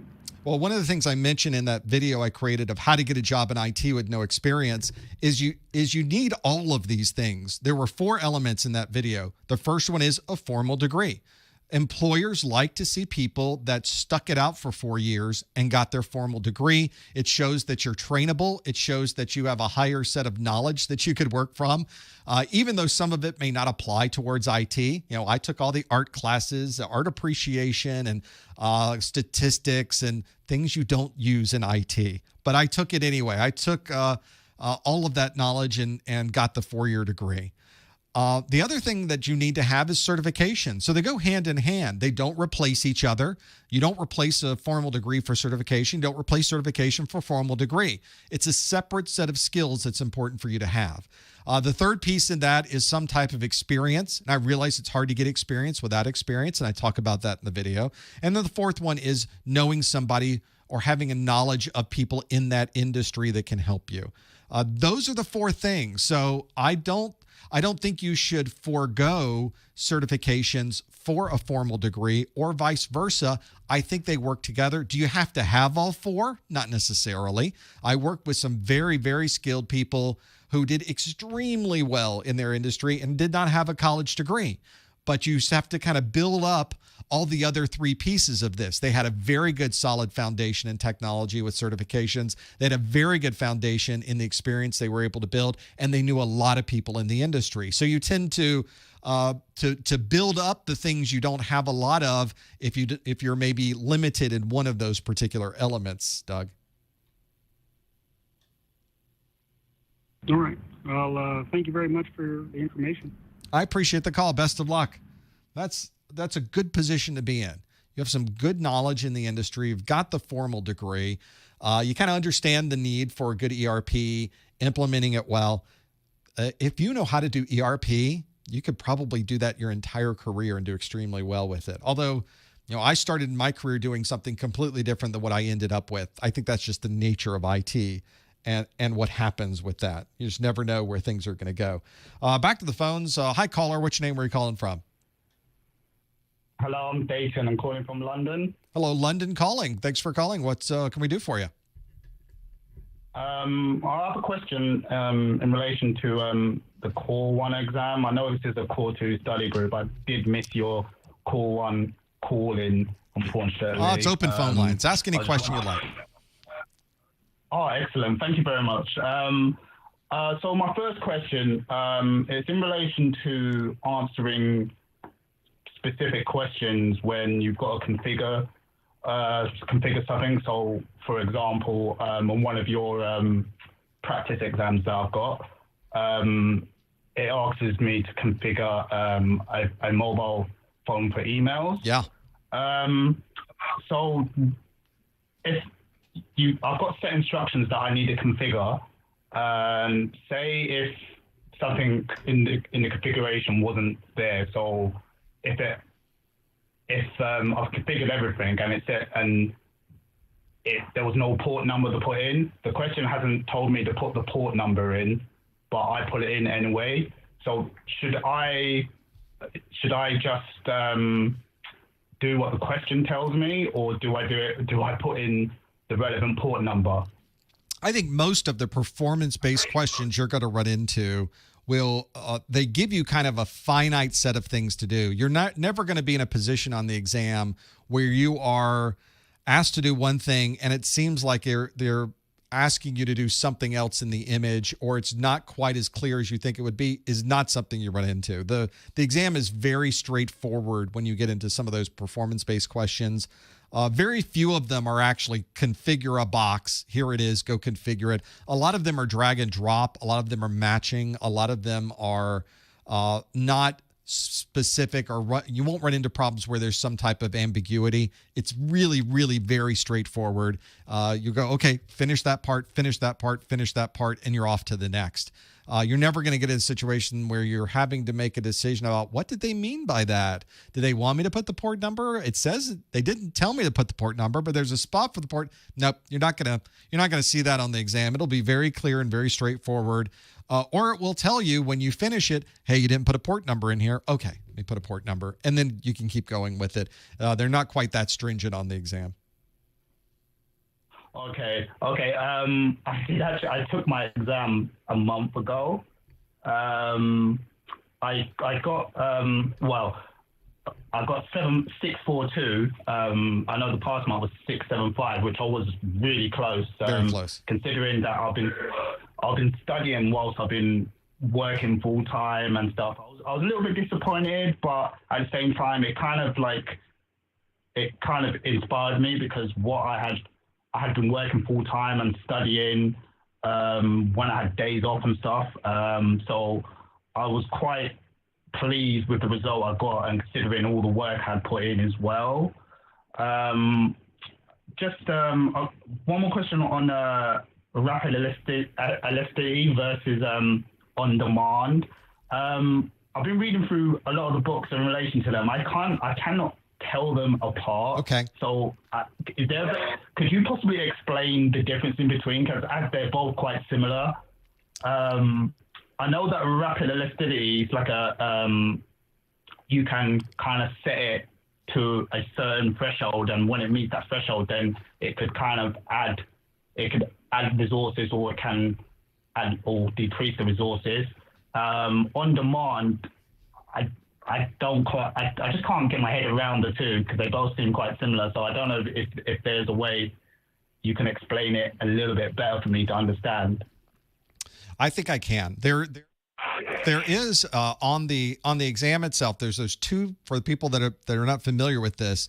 On the Core 1 exam, there's the section for cloud computing, and there's two aspects or characteristics of cloud computing you need to know about. One of them is rapid elasticity, and the other one is on demand. And these are separate characteristics that you have to know. They sort of sound similar though, and you're pretty much there with your description with what these two things are. Rapid elasticity is the idea in cloud computing that the available resources, or what is available to the user behind the scenes, is something that you can build up very quickly and bring down very quickly. All automated. The end user never knows it happened. And sometimes it happens very quickly. Sometimes it happens over time. Let's take, for example, there's an organization, or maybe it's the holiday season. If you are a retailer right now, your computing platforms, you have a certain number of servers that are configured. You have a certain number of users. But then the holidays hit, and suddenly the amount of use on your website goes through the roof. And when that happens, you need some way to build out more services so that the users still have access to buy things from you. And you can build it out in the back end. Maybe you've got load balancers and you've got all of these systems that are running. You build out extra databases, extra web servers. Maybe you have extra firewalls in front of those, and it builds up very quickly. You have it even automated so that when it gets to a certain amount of utilization, it just starts building up more application instances in the background as things go. And then December 26th happens, and suddenly utilization goes down to practically nothing. When that happens, all of those systems automatically disable themselves, disconnect, they tear down themselves, and they disappear, and those services are no longer there. That is a fantastic benefit of the cloud. That is enormous benefit of the cloud. And we call that rapid elasticity. Like a rubber band, we can expand out very quickly. We can expand down very quickly just as fast.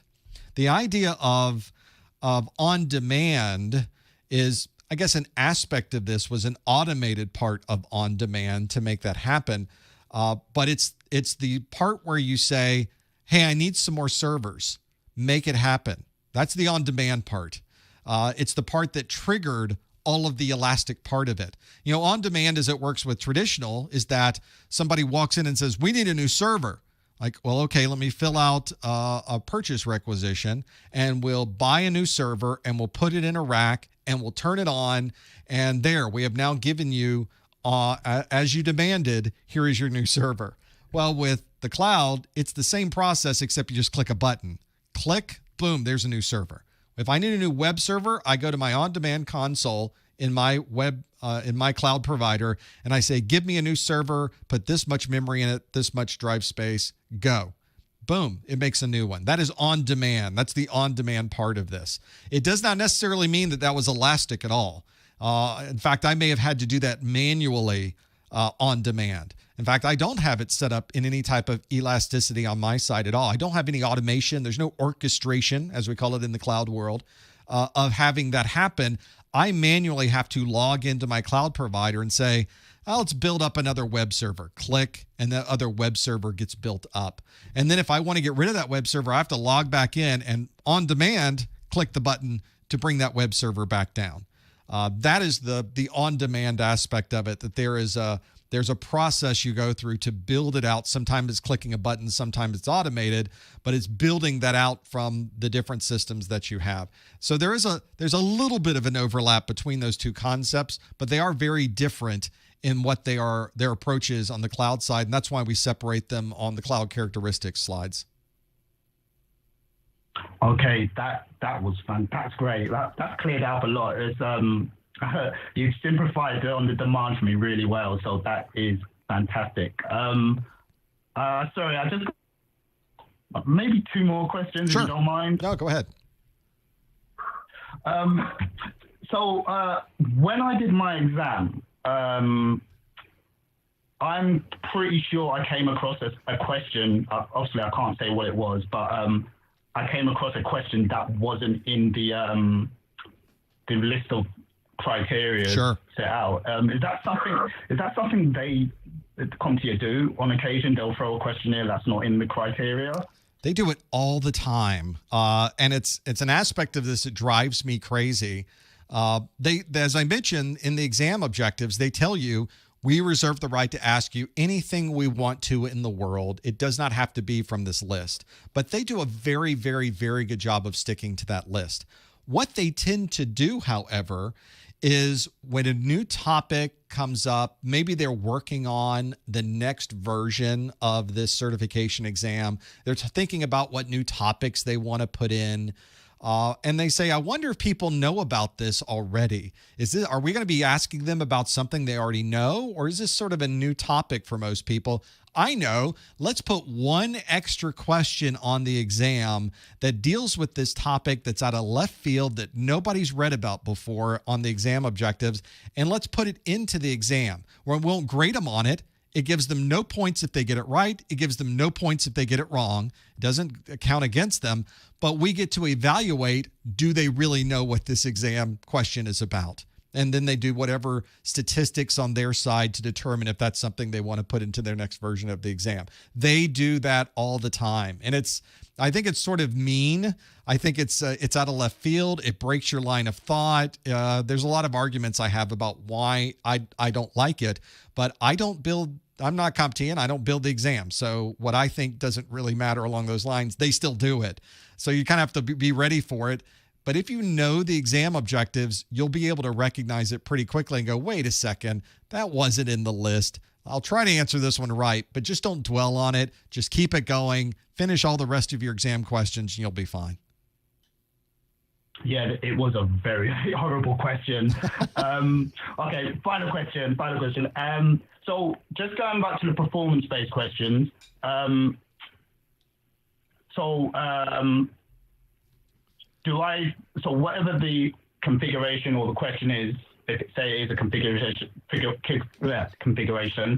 I just answer the question that it's been set out. Then I should not add anything to any form of configuration. So if a question asks me something, I do it and don't add anything else to it that I think that needs to be added, if that makes sense. I don't think you're going to be in a position where it's going to be ambiguous to you. I think it's going to be very obvious when you have something in front of you that you have to configure. You're not going to be in a situation where you have to determine, oh, did I put enough? Should I put more things? The question asks one thing, but there's another place to put more things. You'll never run into that. It's much clearer on the certification exam. You won't run into any of that ambiguity. Okay. All right. Okay. Thank you very much, Professor. You're fantastic, man. You're fantastic. I appreciate the call. Best of luck. Sounds like you're right in the right place. It sounds like you are in there for making those things happen. So I think that next run through with that certification, you're going to do fine. Back to the phone calls. How are we doing on time? We can get in a couple more. Let's go to Georgia. Hello, caller. Which name are you calling from? Hey there, Professor. I'm Travis. I'm calling from Atlanta, and I've got 2 questions that should be fairly quick. But my first question is, well, actually, before I even start, I already passed the 1001 nice from your course, so thank you so much for that. I'm going to be taking the 1002 this Saturday. I'm pretty comfortable about the material now. Great. But I'm changing careers right now. I was a musician.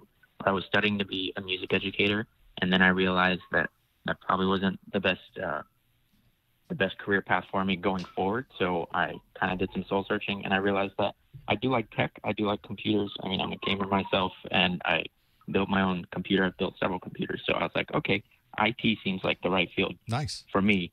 So I'm trying to get into the field.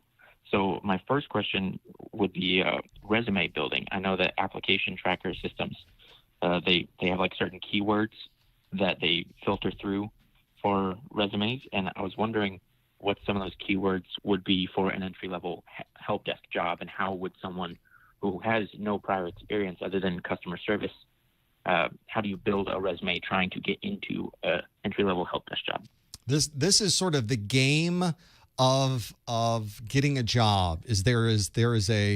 There's a method to this madness that is more than just throwing a resume out there and hoping for the best. There is actually a very specific way to format a resume and provide information on an application that would give you an advantage over other people who are applying for the same job. And you're absolutely right. It surrounds this idea of the application tracking system or applicant tracking system, where they are accepting your resume and your application that you're sending in, but they're looking for certain things. And that is the real key in this, is what certain things are they looking for? It helps if we back up a little bit and look at the process. And the way this process works for almost all organizations is you have somebody who needs to hire a help desk person. They're in IT. So they talk to their HR representative and say, hey, HR representative, I need some resumes for somebody who works in IT. Here's all the requirements that I need them to know. I want them to have an A+. I want them to be knowledgeable in Microsoft Active Directory. I want them to be able to understand, maybe in the environment you work with, networking is important. So they need to have some networking knowledge. And they need to have good people skills. So there's the highlights from the hiring manager. The HR person builds a job posting, and they put into their job posting applicant tracking system, A+ is important, networking. Maybe they know about Network Plus, or they stick CCNA in there into their applicant tracking system. They put all of these other keywords about working with people, team building, whatever it happens to be, and they load that into part of the job. Then they post it online and say, please put your resume in here. You come across the job posting that says, hi, we're looking for an entry-level help desk person, needs to be knowledgeable in Microsoft Active Directory, preferably has an A+ certification, has a knowledge, and works well with others. Okay, well, there is your customization. I tell people, don't just submit a resume. You now need to customize your resume. And at the very top of your resume are a set of skills that you're knowledgeable in. You better believe the first 3 skills that you're knowledgeable in is one dealing with Active Directory, that you have your A+ certification, and that you work well with others in some way. Maybe it's things that you have done or groups that you have worked with. That's the first part of your resume. because that is what's going to fire on the keywords, assuming it's a company that sets up their application tracking system this way. So that gets the application to a point that when the HR person sits down on Monday and says, I wonder what people have submitted over the weekend, let's look at the scores. Wow, here's a resume that came in that hit 6 of the 7 keywords we set up. Here's one that's hit 1 of the 7. Well, when you look at those two next to each other, which one do you think is going on to the next round? Now, they're also going to look through the submission itself. So the person who did 6 of 7, is this a legitimate one? Or is this somebody that put in a lot of things that just happened to hit the keywords? They evaluate it. That evaluation, by the way, is about a 10-second evaluation. They look at it for about 10 seconds and they're able to make a determination. That's a pretty good one. That fits most of the things this hiring manager was looking for. We'll put this on the keep list. And then it goes to the hiring manager, who then decides, do they want to talk to you or not? So that's the entire flow before you even got a phone call. That's how important it is to have those keywords right so that you get through the application tracking system, and that when the person finally looks at it, it verifies what the tracking system said, which was, yeah, you do fit a lot of these criteria. It's right at the top. Look, we have you working with a local IT group. You have your A+ certification. You're knowledgeable in this type of networking. Oh, look, you've done Microsoft stuff and there's Active Directory listed right there. This is great. On to the next one. So that's why I'm working on a video right now that describes the 10 reasons that your resume got rejected. And I've already created all 10 of these reasons. We've already gone through and I'm building out the actual resumes and how you should have them and use them. But all of them together all have to make sense. None of this has to be fake. You can't lie about it. You can't say that you have Active Directory experience and you really don't. Just getting through the tracking system is not the purpose. The point of this is for the employer to find a good match for this job. So that's why whenever you start going through this process, there's never one thing you can put down for help desk. You have to match what they're asking for. And that means you should have a way to very quickly customize every single resume that you send in. Maybe you're only customizing the first top half because your education's not going to change. Your previous jobs aren't going to change. But right at the top should be a list of all the skills that you have, and then the job that you have now, or the job that you just previously had, has your job description and then the bullets of the things you accomplished on that job. That's what you have to put in front of somebody. They're not going to flip around to the back of a resume. They're probably not going to look at the bottom of the resume. It's that top half. It's 10 seconds. Can they see what they need to see? That's what's going to get you to the next step along the way, Travis. Okay, wonderful. And yeah, that video coming up is definitely going to be super helpful. And then my second question would be, I'm interested in working remote, and I know from what I've read on forums online is that if you want to work in IT and you want to work remotely, that you have to earn it. You have to work up to a point where you're going to be where you're marketable enough to work remotely in IT. And so I'm wondering, I'm thinking from what I've read that system administration or sysadmins are like the most remote job, but I've also heard things about cloud and cloud engineers and system engineers. This could all just be hearsay, and I could be wrong, but if I do want to get to a point where I'm working remotely in IT, what would be the best fitting path to take? Well, I guess it kind of means, it depends on what you mean by remote, because some people just don't want a desk in the sea of cubes. They don't want to have to go into an office every day. So they want any job that doesn't do that. The other side of this is some people just would like to have a job where they sit at home all day and they handle everything they're doing from a home office, which is a different kind of job. There's certainly jobs about that. Now, recently, there's many more jobs of people working at home because we've had to work from home. And there are a number of IT people I've spoken with that said, we used to all be in a building. When all of this happened, we are now obviously working from home, but our manager has told us, you know what, for at least for the next year, we're just going to stay at home. Turns out the IT people have been telling the company for years, we could just do all this stuff from home. I really don't need to be here. I'm doing an SSH into a switch that's in another city. Why am I having to sit at this desk every day to do that? And now they suddenly realize, hey, why are you even coming in here? You could just sit at home and do this. And so they're finally, but it's their idea now. It's different. It's the company's idea. We're going to save so much money because we don't have to have a desk for you and spend all of the time to be able to make that happen. So that's what the differences are now, as people are having to spend more time at home. So there are more jobs where you could be at home. In the last 25 years of my career, I did not have a desk in an office. My entire job was a remote job, but I was traveling. So I would go from company to company every day. Some of those types of jobs, I worked as a systems engineer for a manufacturer. So those types of jobs, many of them are regional. So you can stay in one city and every day you're going to a different set of companies in that city. My particular job was a larger geography. In some cases, it was in the entire East Coast of the U.S. Some jobs I had were worldwide. They were global positions. So I was flying to Australia and London and other places around the world. But there's a variation of those things in between. So it may be a job where you sit at home all day. Some people can't stand that. They want to get out. My job was being on a plane every other day. So, but the jobs are out there.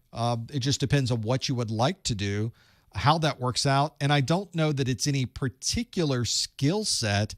You just have to hone your skills with what you like to do. And there are jobs out there that match that skill set, that some of them are in an office, some of them are at home, some of them are you traveling and seeing the world. It's just you finding the right fit for you.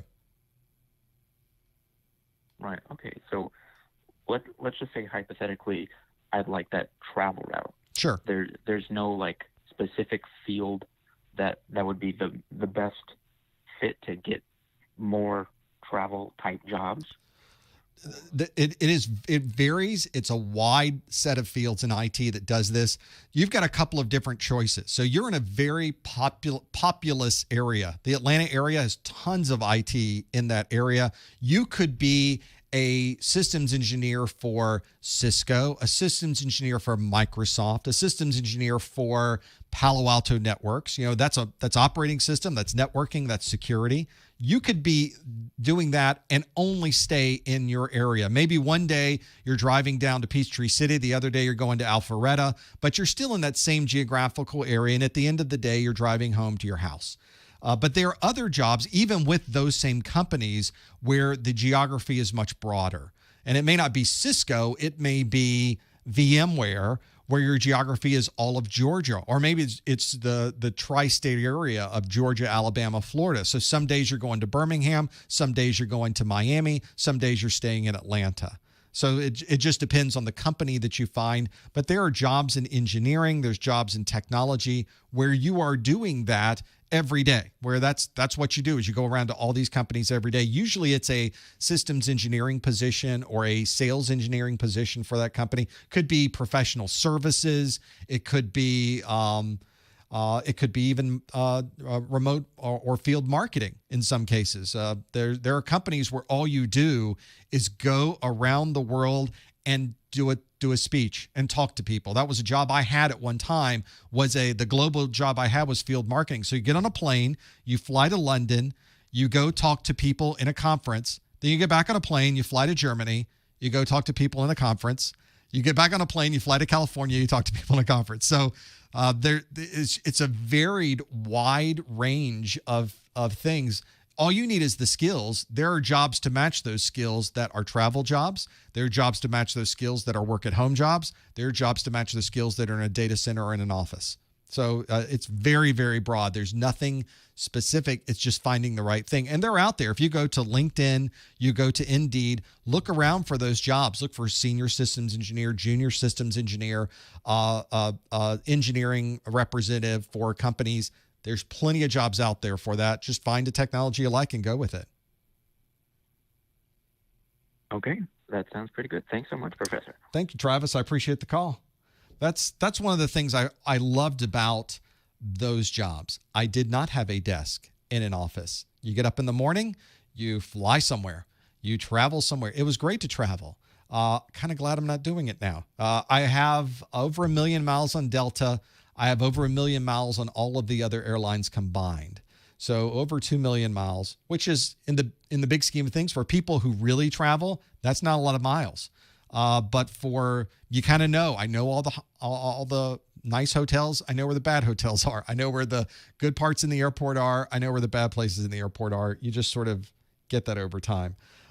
Back to the calls. We're going to keep going for just a little bit more. Hi, caller. Thanks for calling from 562. What's your name? Where are you calling from? Michael from Los Angeles. Well, hi, Michael. What can we do for you? How's it going, Professor? So my question is, I am currently enrolled at a university going for my bachelor's in information system security. Nice. My question is, I'm almost done. Next semester is my final semester, and I just need help on what certificate that I should be going towards. This is a little bit of a challenge because getting an entry-level position in security is a lot harder than getting an entry-level position in IT. And this may be one of those cases where there are other places to go. There's other ways to get to where you want to go. So I guess this kind of brings back to the question is, what kind of a longer term view, but what do you want to do when you grow up? What do you want to do when you finally get a job in IT? What would be the fun thing you're kind of working towards? Maybe cybersecurity. Great, because I love doing IT security. I love being a systems engineer for next generation firewall. That was total fun to walk into a different company or multiple companies every day and see the craziness going on their networks and trying to understand more about how to protect them. Fantastic. But to get to that point where I could have been a senior systems engineer for a next generation firewall company, I needed to have the foundation. So I had to understand operating systems. I really had to understand networking. You have to become an expert in networking to be able to be an expert in security, and then finally move into the security field from there. So if I had to kind of compare or tell you what to do next, it would be to get the foundational knowledge you need in Microsoft and Linux operating systems and and especially in networking. You must become a network expert to be any good at doing IT security. Now, I understand there are some IT security jobs that are entry level, and if you can find some that are part of maybe a SOC, Security Operations Center, that is a great entry level position into cybersecurity, but that's the first beginnings of that. You still have to add on the operating system and networking on top of that. So that's kind of the direction to go, is maybe look for, and you're in a good geography for this, look for some jobs that are in a SOC, but also understand that maybe starting in a more generic IT help desk will also get you there to the security side. It is different steps that you're taking to go up that same hill, but you will eventually get to that point. Don't miss an opportunity to get your foot in the door, because once you're in, you can pivot to anywhere you want to pivot to. Just get in the door. Don't. I've had people tell me, well, they're not giving me a security position, so I'm not taking that help desk. And I think, no, you don't want to do that. Get the help desk position, get in there, become a fixture for 6 months, understand the lay of the land, and then pivot. Pivot over to this networking side. Pivot over and see what the security folks are doing. Oh, they're coming in this weekend? I'm coming in this weekend too to see what they're doing. Oh, do you need help? Do you need a warm body to help lift those switches up? Do you need somebody to help run network cables? I'm there. Let them know you want to do that, because you're going to learn from them and what they're doing. You have to get in the door. So I know that a lot of what the organizations, what the formal degrees these days are kind of focusing on the cybersecurity side, you will get there. But first, make sure you get in the door so you can at least pivot up to that point. Don't miss that opportunity, Michael. Okay, so the next question would be, what certificates would I or should I be going for? Because currently I'm studying for the A+ certificate, and I stopped, and I go to the Security Plus, and then I stop, and then I'm like, okay, which one do I go to? Like, right. They're all legitimate questions, and I don't know that there is a wrong answer, because A+ gives you skills and a knowledge that you could bring to the table and talk to people about in an interview. If you see in your area, if you go to LinkedIn and you look at all the jobs for it, go search for a SOC, a Security Operations Center. Go see if there's any of those jobs in your area. And if there are, they're probably going to tell you in that job description, here are the things we would like you to have. We would like you to have a Security Plus. We would like you to have a Plus, a Network Plus, or they may not even say any of those. They may say Microsoft. They may say we want you to have an AWS certification. I don't know. But they know, and they'll be able to tell you what that is.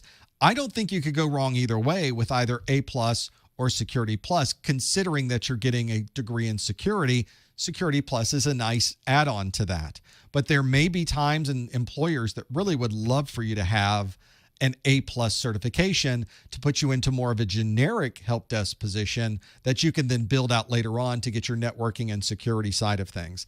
It's going to depend on the employer. Both of those, though, are going to teach you some very good skills.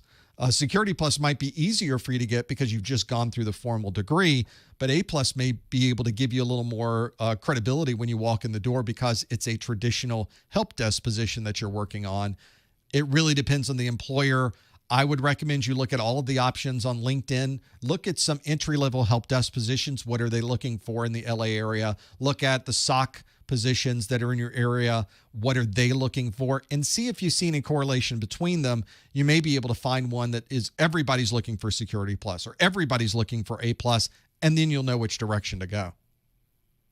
Okay, yeah, because having the information, systems bachelor, I'm about to get, it's like, you're kind of like, okay, what will be the certificate that will get you in the door? I mean, yes, the bachelors will help out, but then if they don't see the computer certificates, they're like, no, like I've been turned down from internships. I've been turned down from like just regular jobs, just regular applying. Even though I'm going to school for computers, they're looking at me like, no, you're not a match. You don't have experience. So that's when I say, okay, you know what? Let me go ahead and, pass one of these exams or study for one of these exams and then try to go back out into the market and then put my foot in the door. It's going to be a universal truth throughout your career that you will always be told you don't have the right credentials for that particular job. The last job I got was with that next-gen firewall company. At the time, they were a startup.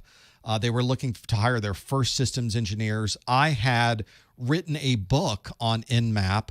I had was already working and had worked for a company that was, at the time, Network Associates. They were McAfee and Network General, had all of these security certifications. And they were looking at me like, well, yeah, but you didn't do this particular thing with firewalls.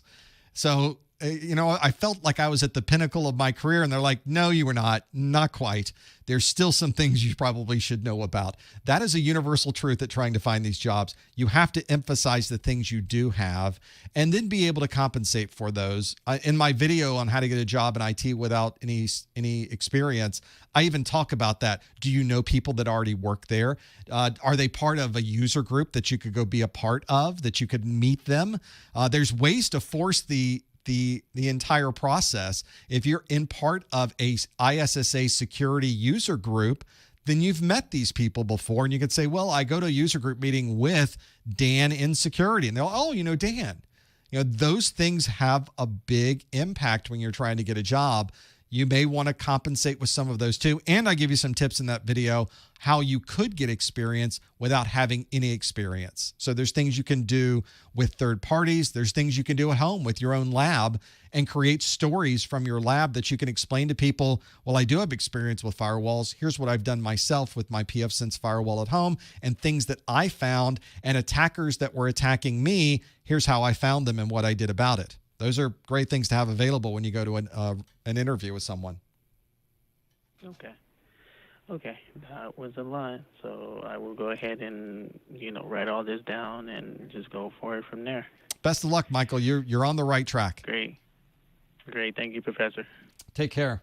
That's the real key, is that there's always things that you can do. There are always different things that you could do in your home with the things that you're doing in your lab. The important thing is to have a story. When you go to an interview, and this is the point where you're finally in the interview, we've already talked today about getting through the applicant tracking system and having your keywords, and you customized your resume, and it finally got to a hiring manager, and then they call you because they're not going to meet with you in person first. They're going to call you on the phone. And if you talk to them on the phone like, hi, yeah, my name's James. I would like a job. And they're going to say, well, maybe you're not quite the right fit for the help desk that we're looking for. But if you get on the phone and go, yeah, I have some great stories of things I've done with Microsoft Active Directory, and I built out my own AD infrastructure here. Oh, and I have great stories about the firewall that I installed along with an IPS. You won't believe what I saw people trying to attack my site, attack my home, and what they were trying to do that. And I found all of these malware out there. There's malware attacks. Trust me, you plug in a firewall or an IPS to the internet side of things, you will instantly see a botnet trying to take you over. So these are great stories to have for somebody. And it's not that hard to set that up. All you need to do is set it up and document it.